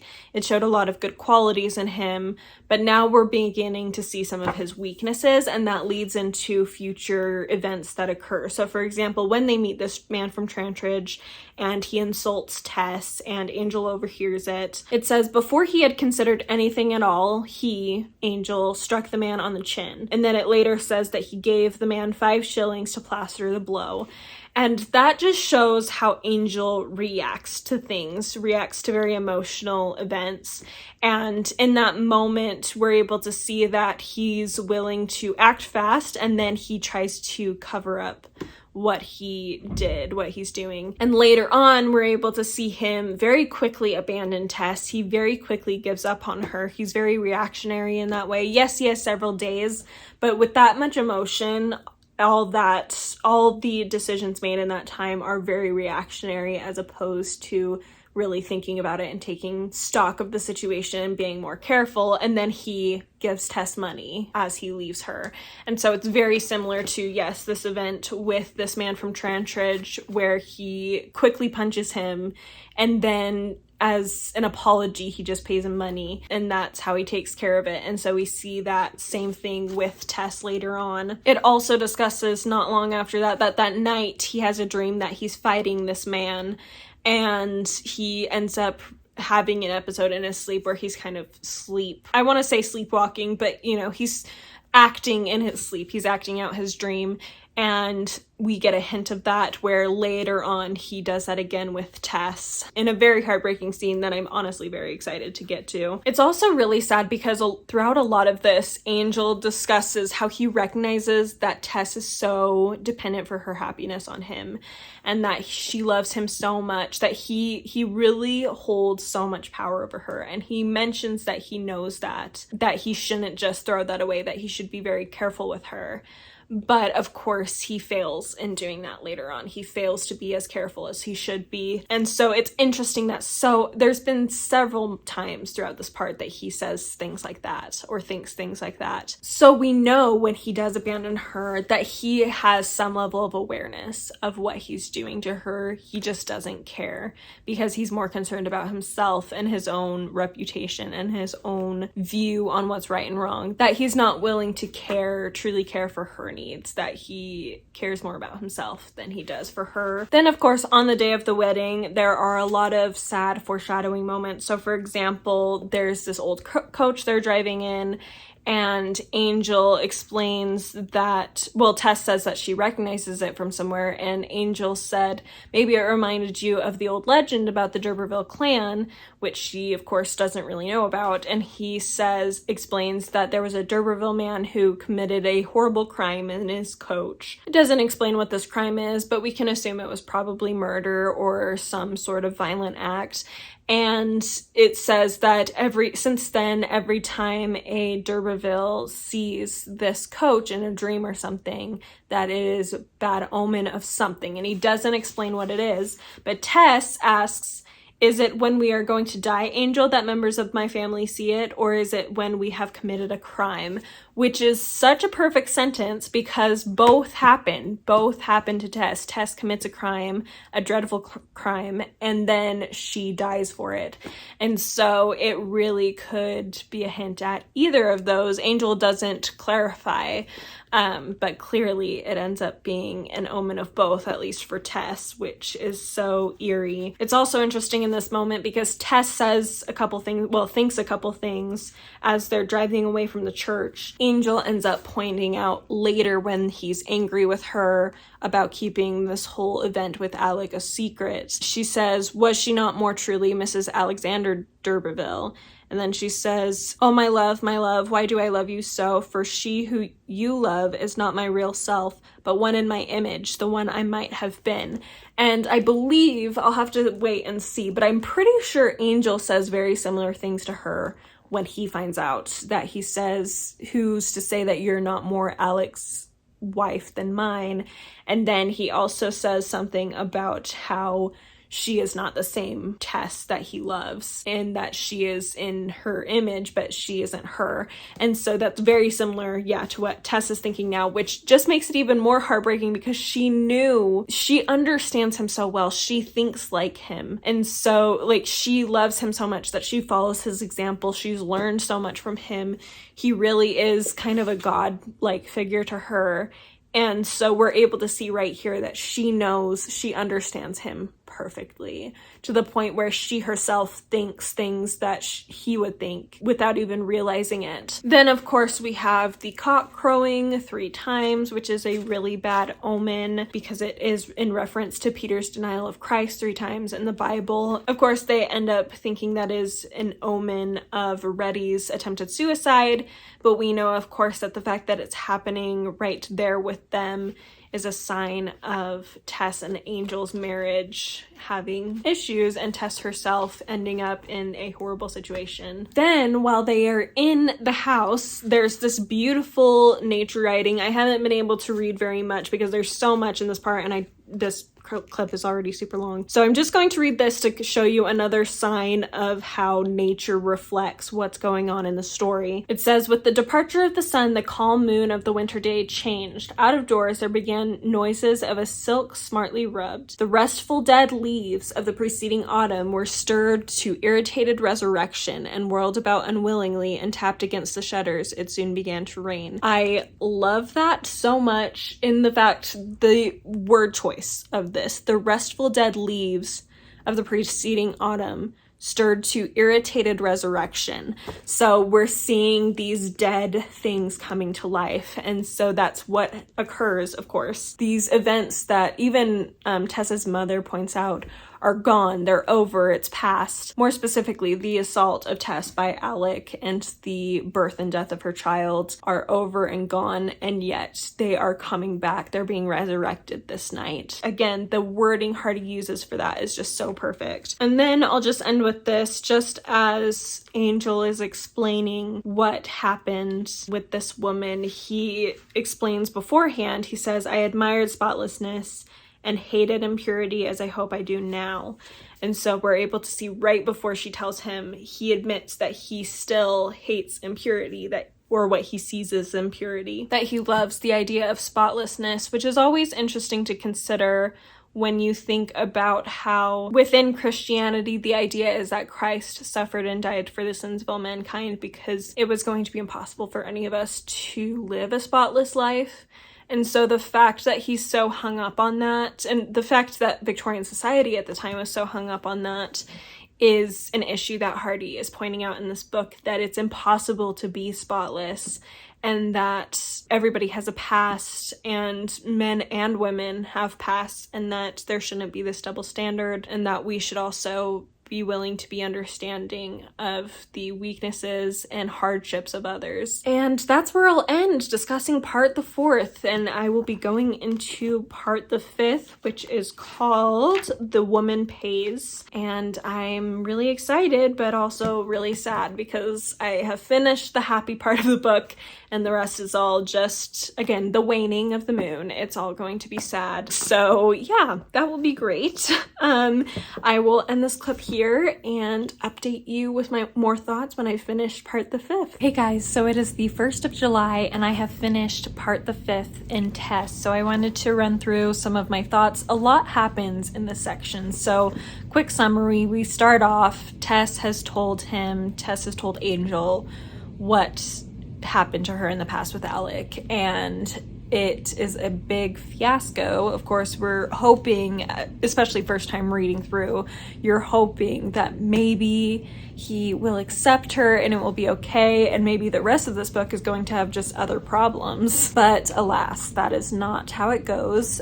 He is not very understanding, despite his constant assertion that he's different from his family, that he wants to break away from society and their expectations. But this is one thing apparently that he still maintains a double standard on. Right after, of course, he told her about how he had had this huge sex fest basically with this woman, this older woman, for like 48 hours back in London at one point, and she forgives him and then tells her story about how she was literally taken advantage of, not just that she had sex with someone out of wedlock, but that she was literally forced upon by this man. And he has the gall, he has the brass to be mad at her and angry that she deceived him, when his is worse in a way. I mean, if you're living by those standards, his was intentional. She was a victim. It was not her fault at all. And so in my mind, that equals not a sin. So anyway, it's really hard to read, although there are some wonderful lines throughout this. So some of them I really enjoy, for example, is, "Forgive me as you are forgiven. I forgive you, Angel." Obviously spoken by Tess. She also then says, "I thought, Angel, that you loved me, my very self. I love you forever in all changes and all disgraces because you are yourself." And it's almost like he's forgotten. In fact, it makes a comment later in the narrative that he's forgotten who she really is by focusing on this one potential defect in her character. He's just forgotten about everything else that she has been to him, and it's just super angering, but also a really beautiful way that she puts it. I also like this quote because it sort of is similar to how Alec is described earlier in the book in a way. It describes they're sitting down and it says, "His form beside her light gray figure looked black, sinister, and forbidding." And earlier we had Alec with his cigarette, he's hiding in the shadows, and there's very much a demonic feeling about his presence. And Angel has kind of become that in a way. Like I said in the last part, he slowly started having similarities to Alec, whereas at first, when we first meet him, he says and does things that are the complete opposite of Alec, and so you have this hope. But over time, as we get closer and closer to the blow up, we're able to see him kind of be compared to Alec in a more similar way as opposed to an opposite way, and now they are very, very much the same as far as their roles in Tess's life and how they are impacting her life and her ability to live. What really gets me too about this is that Angel even says, "You were more sinned against than sinning, that I admit." So he knows she's a victim and it's not her fault, and so it's just him being so stubborn and unfair and unfeeling, and it just it makes me so angry. It makes me so angry. He even says at one point, "I don't wish to add murder to my other follies," which on a reread,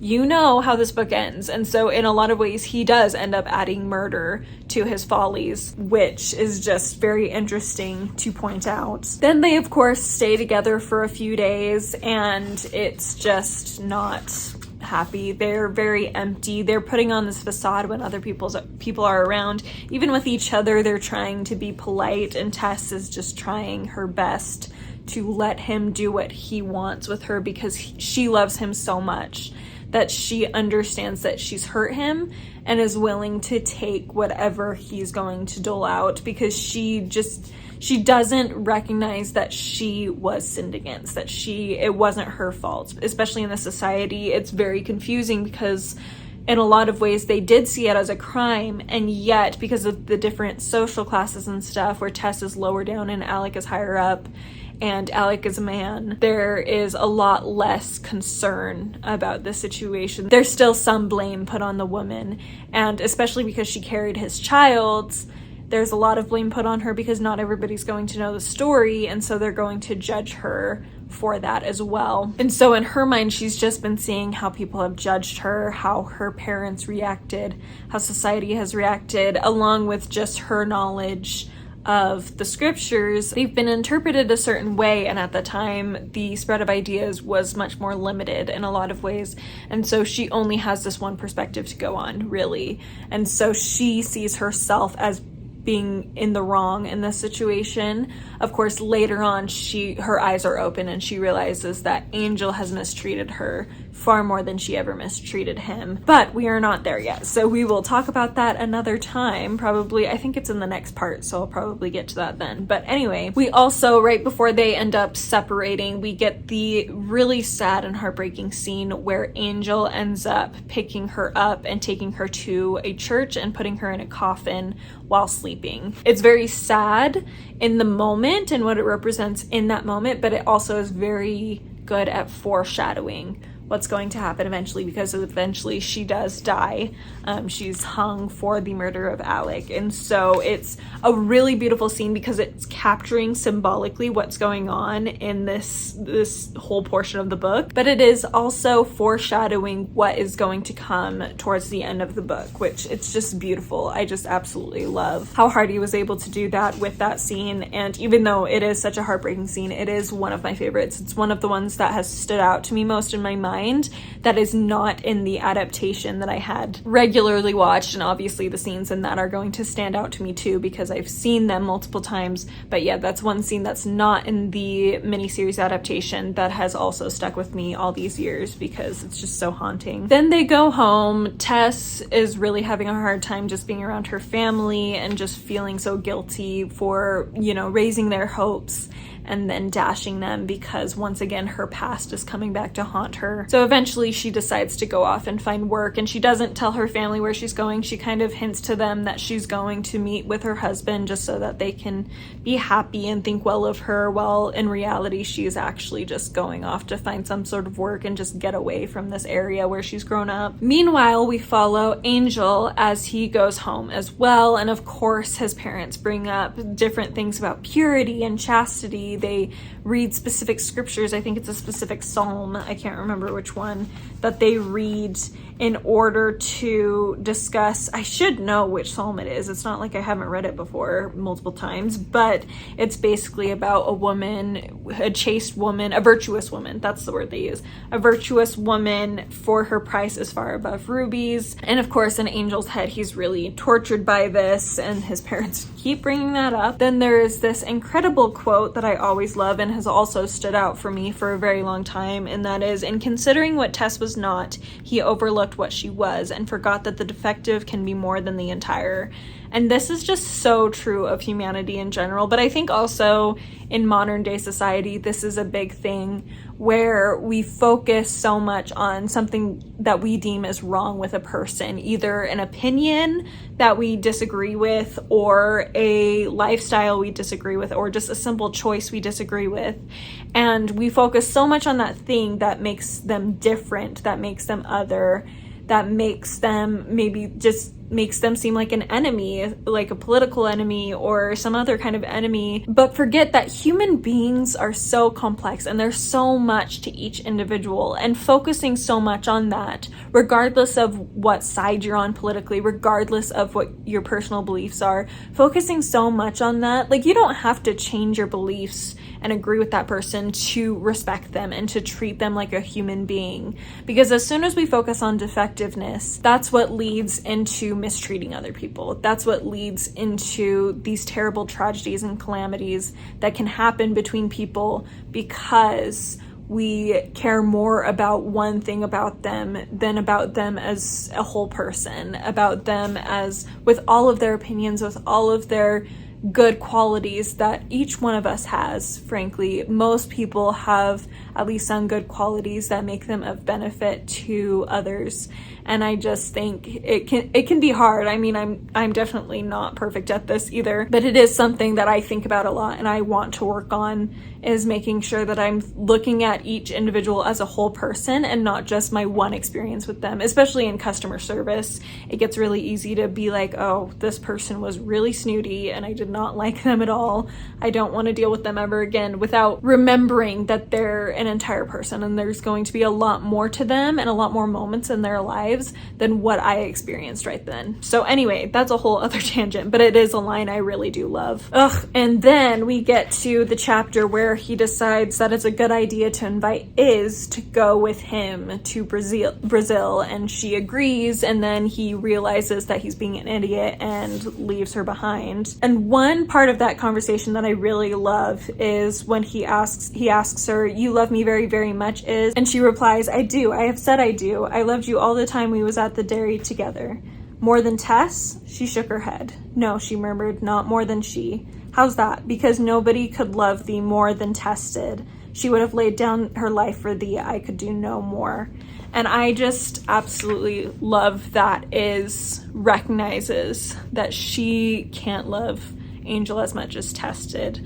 And she's willing to admit that. Like, one of my favorite things in this book is that amongst these girls who are all in love with Angel, there's no malice, there's no disrespect or unkindness. Like, they're not at each other's throats. They're very good friends and they're very kind, and they're all just very honest, true-hearted girls who all deserve happy endings. And when Tess ends up marrying him, they are sad, of course, and they're very depressed, but they don't attack her.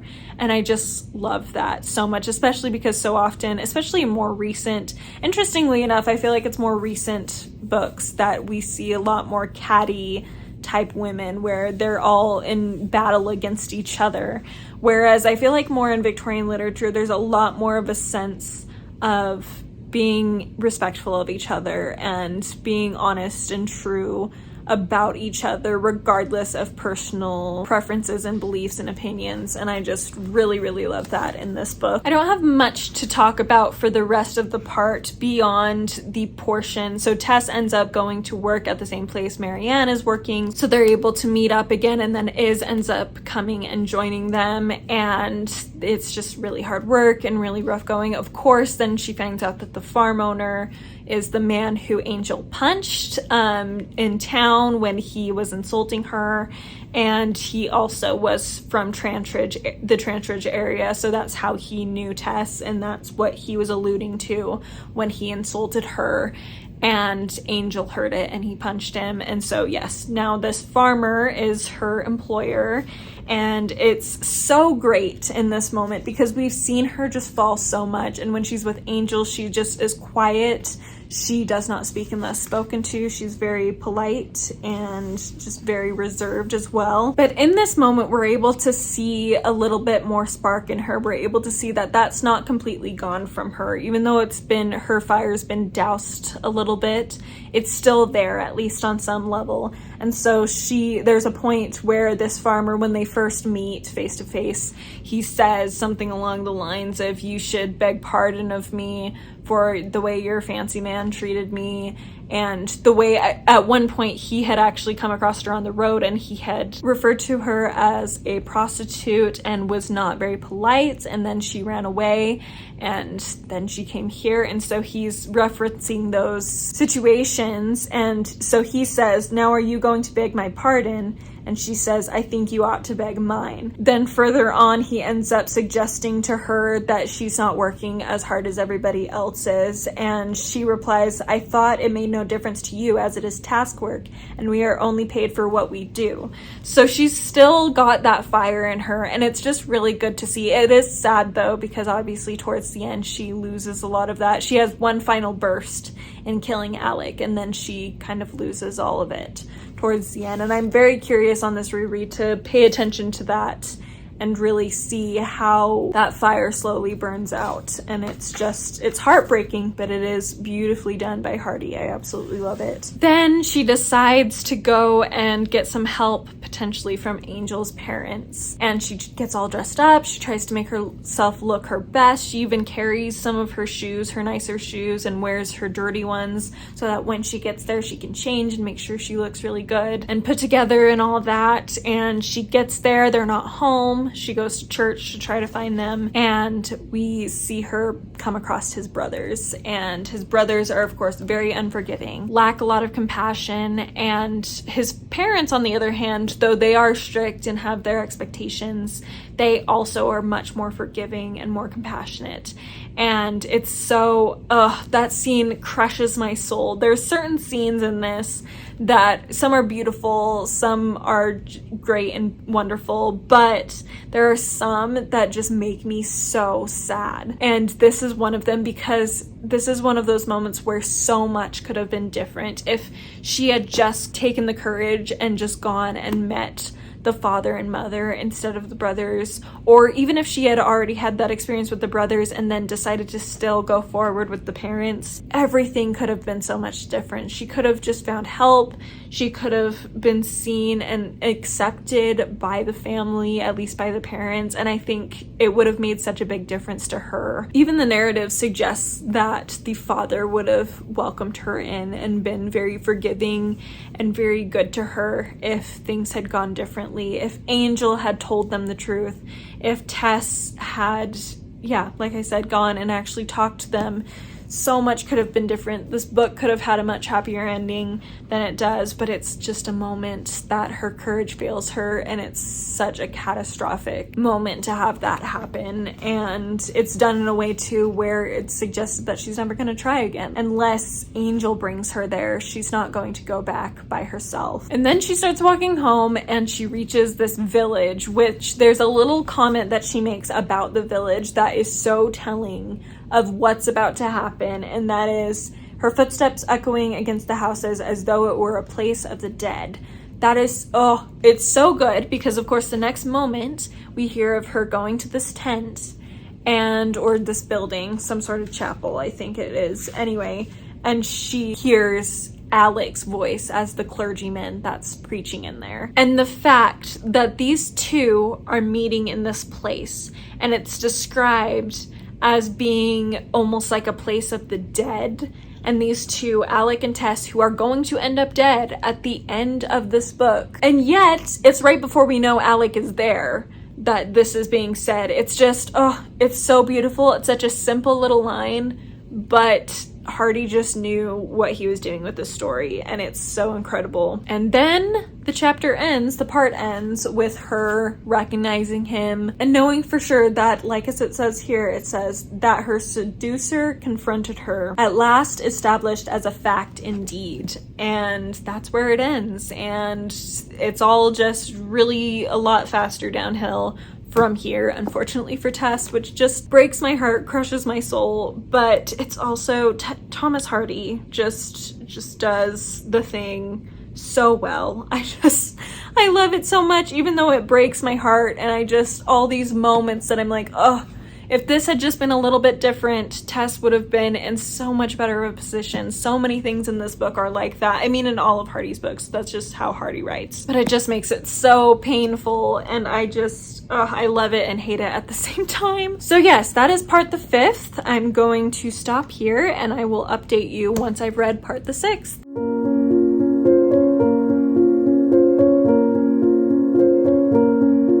Hey guys, so it is well after I actually finished Tess of the D'Urbervilles. I think in my last clip I would have said that I was just going to do part 6 and then have a final clip for part 7, but I ended up getting COVID, and while I had COVID I ended up finishing. So I didn't end up doing part 6, I just ran through part 7 as well. And then since then, I just have been catching up on life, so I haven't really been able to film this final clip to discuss everything, discuss the final 2 parts and all of my emotions. So we're finally here. It is the 27th of July, and I finished this, I think, on the 14th or 15th. So that tells you how long it's been since I actually finished this book. Which means maybe this clip will be a little shorter because it's been so long that I don't remember much, and I didn't take notes necessarily. I mean, I have my annotations, but I didn't take notes, and it's been a while, long enough that my memory is fading. So let's just get right into this. Also, you may notice my empty bookshelves behind me. I am moving back to my parents' house. I've mentioned that in other vlogs and videos, I think. But it's officially happening. It's not happening until the end of August, but I decided to start taking care of my books beforehand because I have a lot of them, and I figured I may as well start bringing them over to my parents, particularly the ones I'm not necessarily going to be reading, and everything on this shelf was things I've already read. But that's besides the point. That's just why it's an empty bookshelf in my background. Also, I'm actually standing filming this. This is my first time using my new tripod that I just got, so that's really exciting. But anyway, I'm such in a rambling mood. Let's just get into the book, finish this out. It was amazing, first of all. Definitely made me tear up. And then once I closed the book, I literally sobbed.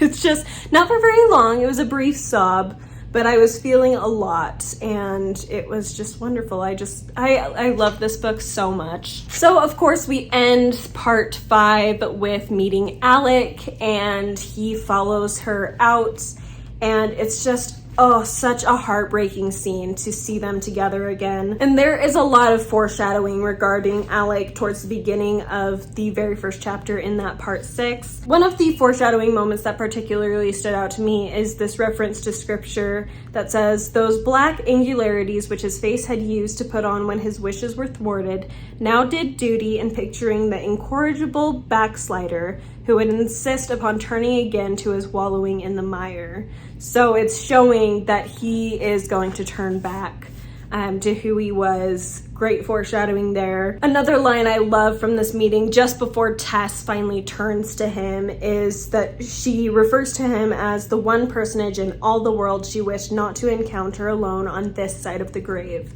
And I just love that imagery that is used, that she would rather meet anyone else besides Alec, obviously. And it's also very great foreshadowing as far as linking it to the grave, once again bringing in that death motif, grave motif that's throughout the entirety of this story. And obviously they have met, and she's the cause of him going to the other side of the grave, and in a lot of ways he's the cause of her coming to the other side of the grave as well. During this conversation, we also get some more pagan motifs of Tess touching her hand to this handprint in this stone on the side of the road, and it mentions from a townsman that it's not a Christian thing like Alec was suggesting it was, but it's actually a pagan doomsday kind of bad omen type of a rock. And so Tess is very uncomfortable with that. So then they separate and Tess goes back to her job. She doesn't talk about what happened at Alec's parents because she just doesn't want to discuss it with the other girls. And of course, not long after, Alec comes and finds her there and asks her to marry him, which of course she turns him down, not just because she doesn't want to, but also because she's already married to Angel. Although she does not mention Angel's name because Alec knows Angel's father. Angel's father is kind of the one that spurred on his conversion, so to speak. There's also this eerie moment where Alec suggests that Tess has no idea what the difference is between right and wrong,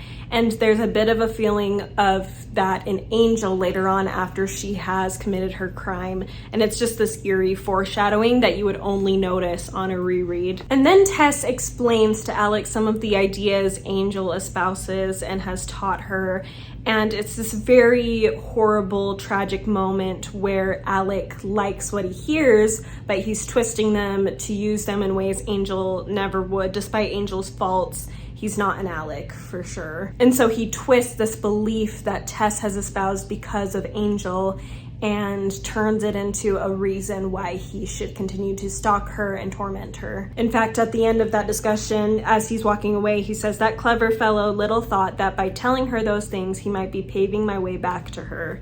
And that's just, it's so eerie because just, again, despite Angel's faults, he still has enough care for Tess that he wouldn't want that for her, and he has his pride where he wouldn't necessarily want that for his wife either. So very eerie how that whole conversation ends, and the whole rest of this part and the next part just continues to spiral. I have all of these pink marks for my quotes that I love or that really stand out to me, and honestly most of them are from Alec, so obviously I don't love them in that way, but I love them in the fact that it's showing his character so well. They're such well-written lines and such well-spoken lines as far as manipulation goes, and I'm not going to read all of them obviously, but there's a lot of gaslighting going on. He comes back obviously again, and this is one of the best moments in the book. I absolutely love it. When Tess, without the slightest warning, she passionately swung the glove by the gauntlet directly in his face. And this is in reaction to him being unkind about Angel, of course. And so this is the first moment where we see that her anger and hatred towards Alec is reaching a point where she can react violently against him. I believe there's another moment later on that we'll see if I end up finding it. But there is another moment where she does react violently towards him again. And so we're able to see that where this is leading, that she's becoming someone who can react to violently, and that her hate for Alec, I think early on in the book she mentions that she just feels nothing for Alec, but you can see that at this point her hatred is coming out, and a lot of it in reaction to what Alec says about Angel, which is also about her situation, but about Angel specifically, which just makes Angel's betrayal so much more terrible in my mind, because clearly Tess loves him so much that she is reacting and doing all of these things in defense of him, which is a total gender swap in a lot of ways, because usually you would see the man reacting violently in defense of his woman, which we do earlier in the book. We see Angel react against this man who calls Tess an inappropriate name, who was there at Trantridge, and Angel punches him. And so we're able to see that a bit, but then we get to this point where it's Tess that is doing that. It's Tess that is violently defending her husband. And it's just a really fascinating dynamic as far as gender roles go, for sure. Of course, Alec continues to come back, and at some point, Tess decides to write this letter to Angel that is just pleading for him to come back to her, to protect her from what is haunting her. And she doesn't go into specifics, but she kind of suggests that this person who has haunted her in the past is continuing to haunt her still. And it's such a moving and terrible letter, especially with the foreknowledge knowledge of a letter she writes down the road. So after she goes home and she's with her parents again because her mother has fallen ill, her father is still ill, she goes home and Alec follows her there, and in reaction to that, she writes a much shorter note to Angel that is much more desperate. In fact, I think I'm going to read it because it is so heartbreaking, but also so beautiful in a way. Just to see Tess finally stand up for herself against Angel, which she hasn't done before. And so she writes just a few sentences. She says, "Oh, why have you treated me so monstrously, Angel? I do not deserve it. I have thought it all over carefully, and I can never, never forgive you. You know that I did not intend to wrong you. Why have you so wronged me? You are cruel, cruel indeed. I will try to forget you. It is all injustice I have received at your hands, T." And a moment later, you kind of get the feeling that maybe she regrets it a bit, but there's definitely a sense that overall she feels that righteous dignity to do that. And it's just it's a tragic moment because you know that it's because she's been tormented so long. For someone of her character, she's shown that she's very strong-willed, very stubborn, very devoted to Angel. And so she's gone through so much to the point where she just can't bear it anymore, and many other people would have fallen much earlier. So you know it's just getting bad when Tess finally breaks that way. So then her father ends up passing away, her mother ends up healing, and they are therefore kicked out of their house because her father was the last within the contract that their family had for this land. And so Tess and her mother and the rest of the children carry on trying to find a place. They don't have much opportunity because now it's just women at the head of this family, and they end up going to Kingsbeer, of course, because that's where Jones says that their ancestors are from, so they must go there. But when they arrive, they find that their note did not arrive in time and their places were let to other people, and so they end up sleeping outside that night. Well, Joan and I believe one of the other children goes off to find some things to help them for the night and possibly some place that they could look into. Tess decides to go into the D'Urberville vault and see her ancestors' graves. And as she goes in, first of all, this is such a weird scene, but also so scary, where Alec decides to lay down on this effigy, and she walks in, she can't really see him, and she starts to notice that maybe it's a living person, and eventually she recognizes it as Alec. So he comes forward. This is very great. It's very eerie for his character, so it's very character building within the story, as well as atmosphere building, of course, but it also is great foreshadowing because obviously Alec does die by the end of the story. And it's at this point that he practically wins over Tess because he mentions that her mother is totally okay with what's going on with him pursuing her, and so she should be too. They're in this horrible situation. He can get them out of it. Her husband's not coming back, and so she should just give in. And the end of this little portion is just heartbreaking, where she leans against the entrance to the vaults and says, "Why am I on the wrong side of this door?" Which is so heartbreaking that she's gotten to that point,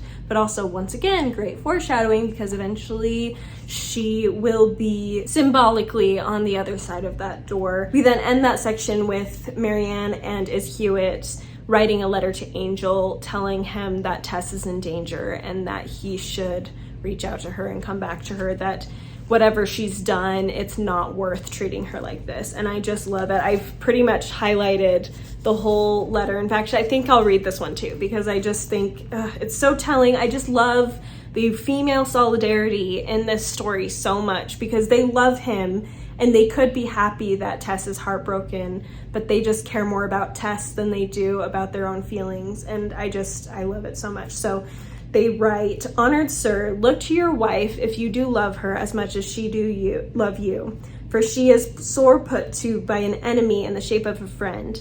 Sir, there is one near her who ought to be away. A woman should not be tried beyond her strength, and continual dropping will wear away a stone, aye more, a diamond, from two well-wishers." And I love, they don't even write their names. They just are like, we need to do this for Tess. Whatever we can do, it's the smallest we can do.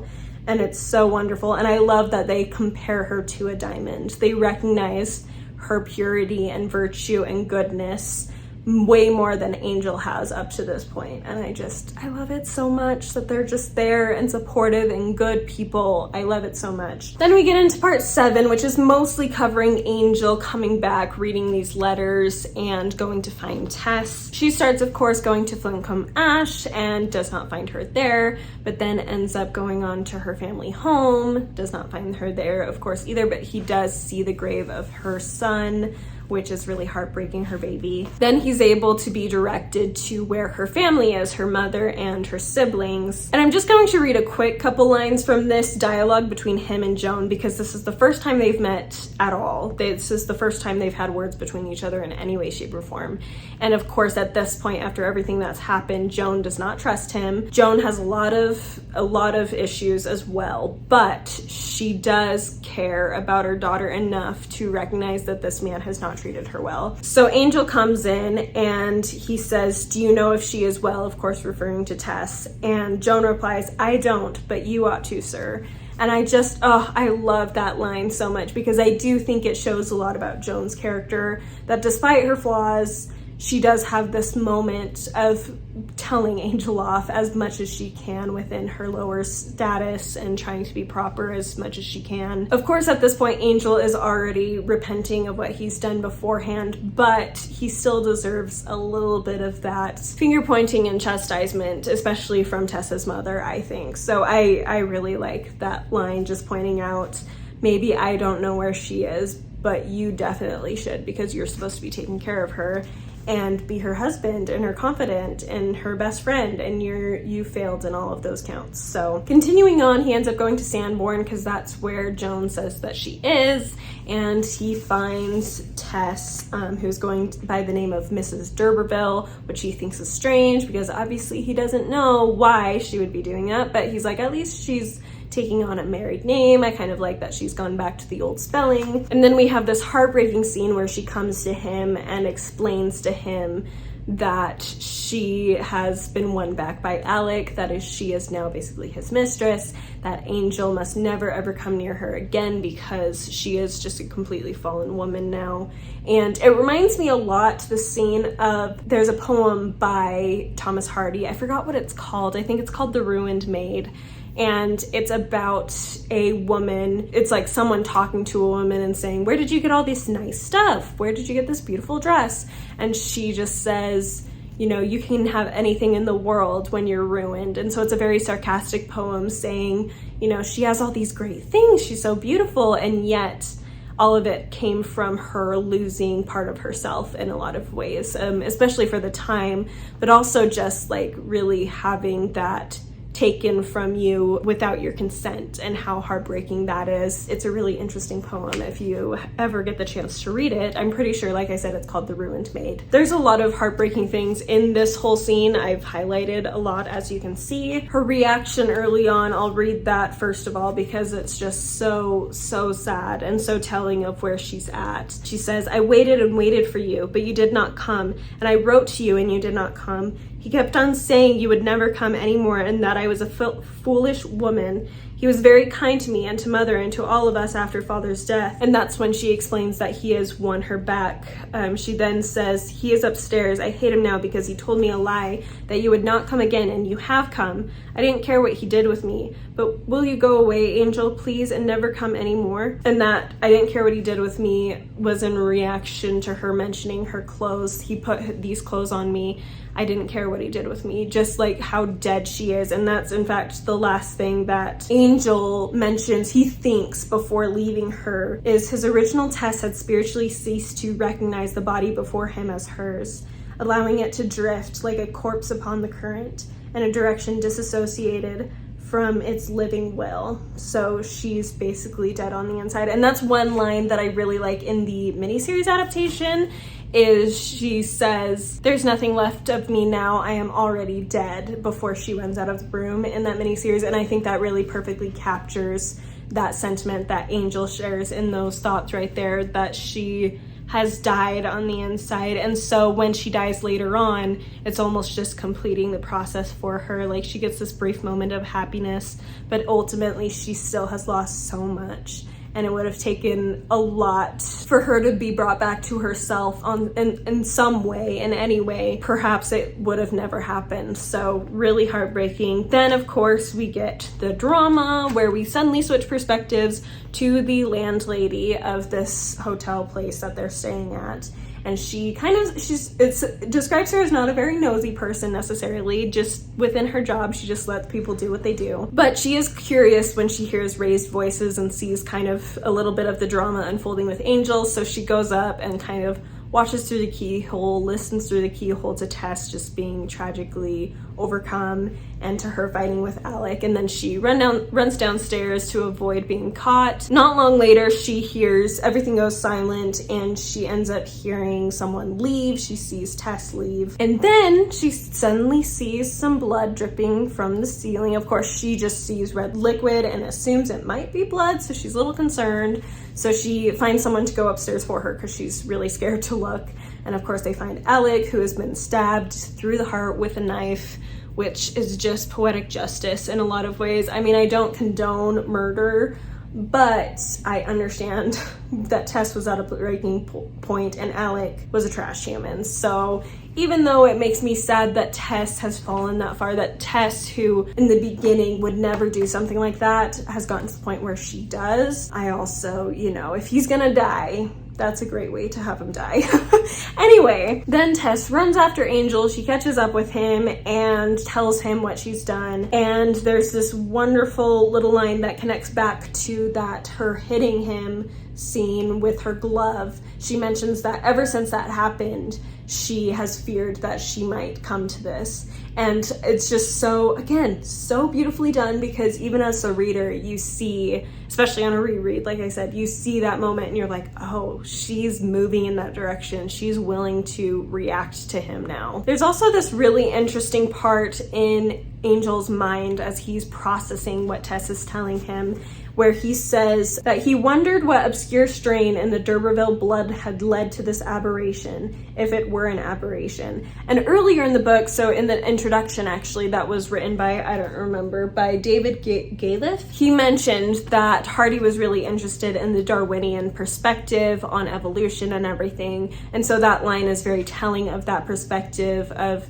obviously somewhere in her line there was something that caused Tess to be like this, as opposed to seeing it as Tess just making that decision, which is very interesting and complex argument and discussion to get into. But I did find it really interesting connecting that back to what was stated in the introduction. It also connects back to the carriage, of course, that she sees. I forgot to mention earlier, when she was with Alec, there was a moment where she thought she saw a carriage, and he brings up once again the D'Urberville carriage, where if you see it, generations ago there was this man who ended up murdering someone in the carriage, and so ever since then, every time a D'Urberville has seen that carriage, it means tragedy is about to strike, and of course it does. So anyway, that person who murdered someone in their carriage could be, in the Darwinian perspective, the one where Tess came from, which is just very interesting to see that connection. So anyway, we see them running. Angel doesn't really know if he believes that Tess actually killed Alec or if she's just gone a little crazy, and he's like, either way, it's really sad. Let's just keep going. He's like, I have a duty. And I love that that is becomes his focus, is that there was all this time where he was not doing his duty by Tess, and he was also just not being as loving as he should have been by Tess in general, with outside of what duty would dictate. But now he's at this point where he has taken on this responsibility. He has taken on the care of Tess the way he should have, especially according to Victorian standards earlier on. And even in this moment when she might have actually murdered someone, he still wants to do his very best. There's this wonderful part too where they end up coming across this this empty house that's being let for the summer, I think. And they decide to sneak in and just stay there for a few days. And of course, we know during those few days, there's a strong chance that they were doing what they should have been doing on their wedding night that they missed out on, which is just an interesting little dynamic. Of course, we don't actually read that happening, but it does talk about them sleeping in the same bed together. When the caretaker lady comes to check on the house, she sees them together. So you as a reader can kind of assume that they took that opportunity to actually consummate their marriage, which is just very exciting, but also heartbreaking when you know it's not going to last. They then run away again and they end up at Stonehenge, and Tess ends up laying down on this altar, which nowadays we would say is something other than the altar that many assumed it was at that point. But one of the running theories at that point was that this was a temple, Stonehenge was a temple that was used to sacrifice virgins. So the fact that she lays on it is very symbolic of what Hardy believes about Tess, which I just absolutely love. Then we have some of the final conversations between Tess and Angel, during which Tess asks him to marry her sister Liza Lou so that he can take care of her, but also so that they can be connected even though they weren't able to be together for very long in this life. And Angel agrees, and it's a very moving portion of the story that he's willing to agree to that, especially because at the time I'm pretty sure marrying the sister was still kind of seen as questionable due to scripture accounts of things. So that's very brave of him to go against things that much, and it just really shows how far he's come, I think, as a person during his time in Brazil and everything. They then also discuss, Tess asks him if he believes that they'll be able to see each other in the next life, and Angel doesn't really believe in a next life, and so he's unable to really give her the comfort she wants, but she also loves him so much to the point that she just accepts it. So then we move on, they sleep, and of course they wake up and the police have surrounded them. Angel wakes up first and he asks them to let her sleep a little bit longer, and when they see her and how innocent and peaceful she looks, they allow her to sleep the rest of the time. Then she wakes up, asks if they're here for her, and he says yes. And she says, "This happiness could not have lasted. It was too much. I have had enough, and now I shall not live for you to despise me." It's just so sad that she's gotten to this point where she knows that happiness is so fleeting, especially for her within her lifetime. Happiness has been fleeting, and so who knows what would have happened, but I do think, knowing Angel, there would have likely come a time when he would have had a hard time being married to her and likely would have taken it out on her. Of course, you hope that he would continue to learn and grow and become better, but people are people, and we all revert back to our old faults and flaws, at least on some level throughout our lives. And there's some we do get over, but some that are so deeply woven are difficult to overcome. And so she just accepts her fate, knowing that she is dying at a moment where she's at her most happy in a lot of ways, as happy as she's ever been, pretty much. And knowing that that's probably her best chance to end her life in a happy way at this point. And then we see Angel and Liza Lou climbing up this hill to be able to see the jail, I believe is where they would have done the execution, so that they could see the flagpole where, once the execution was complete, the black flag is raised up. And we end with them walking away. In fact, the last 3 sentences of the book are very beautiful and show that even in this tragedy, things are moving forward. It's a wonderful combination of the past, the present, and the future in these last 3 sentences. It starts with, "And the D'Urberville knights and dames slept on in their tombs, unknowing. The 2 speechless gazers bent themselves down to the earth as if in prayer, and remained thus a long time, absolutely motionless. The flag continued to wave silently. As soon as they had strength, they arose, joined hands again, and went on." So we see that mention again of the past, of the D'Urbervilles, of their graves. And then we see the present of Tess's death. And then we see them walking into an unknown future. And obviously it's such a tragic ending, so heartbreaking, but there is that little glimpse of Liza Lou and Angel walking away, and hopefully they find some sort of peace and contentment in their life. Hopefully he doesn't ever come to despise Liza Lou, and that they're able to find a way to exist the rest of their lives together. So heartbreaking. Like I said, when I finished, I just crashed and cried. I was so heartbroken, but it's so amazing. All of those foreshadowing moments, Thomas Hardy's writing, his descriptions of people and things, and I love some of his descriptions of towns and just the rural folk that are existing. Just the way he describes what kind of people they are is just so beautifully done. I absolutely love it. And it is still a favorite book of mine. I really, really love it. I'm glad I ended up doing this project. I'm glad you guys were willing to come along with me. This clip alone is 40 minutes, so I don't know how long this vlog's gonna be. I've barely started to edit it. So you'll probably be seeing this hopefully sometime in August if things work the way I want them to. But anyway, yes, thank you so much for watching. Let me know down below your thoughts on Tess. If you like it, if you hate it, if you feel mediocre about it, what you've thought of some of the things I brought up in this vlog. If you liked this vlog and you want to see more like this from me, again, thank you so much for watching. If you got this far, I am so impressed. That is all I have on the wonderful Tess of the D'Urbervilles, and I will talk to you next time. Bye!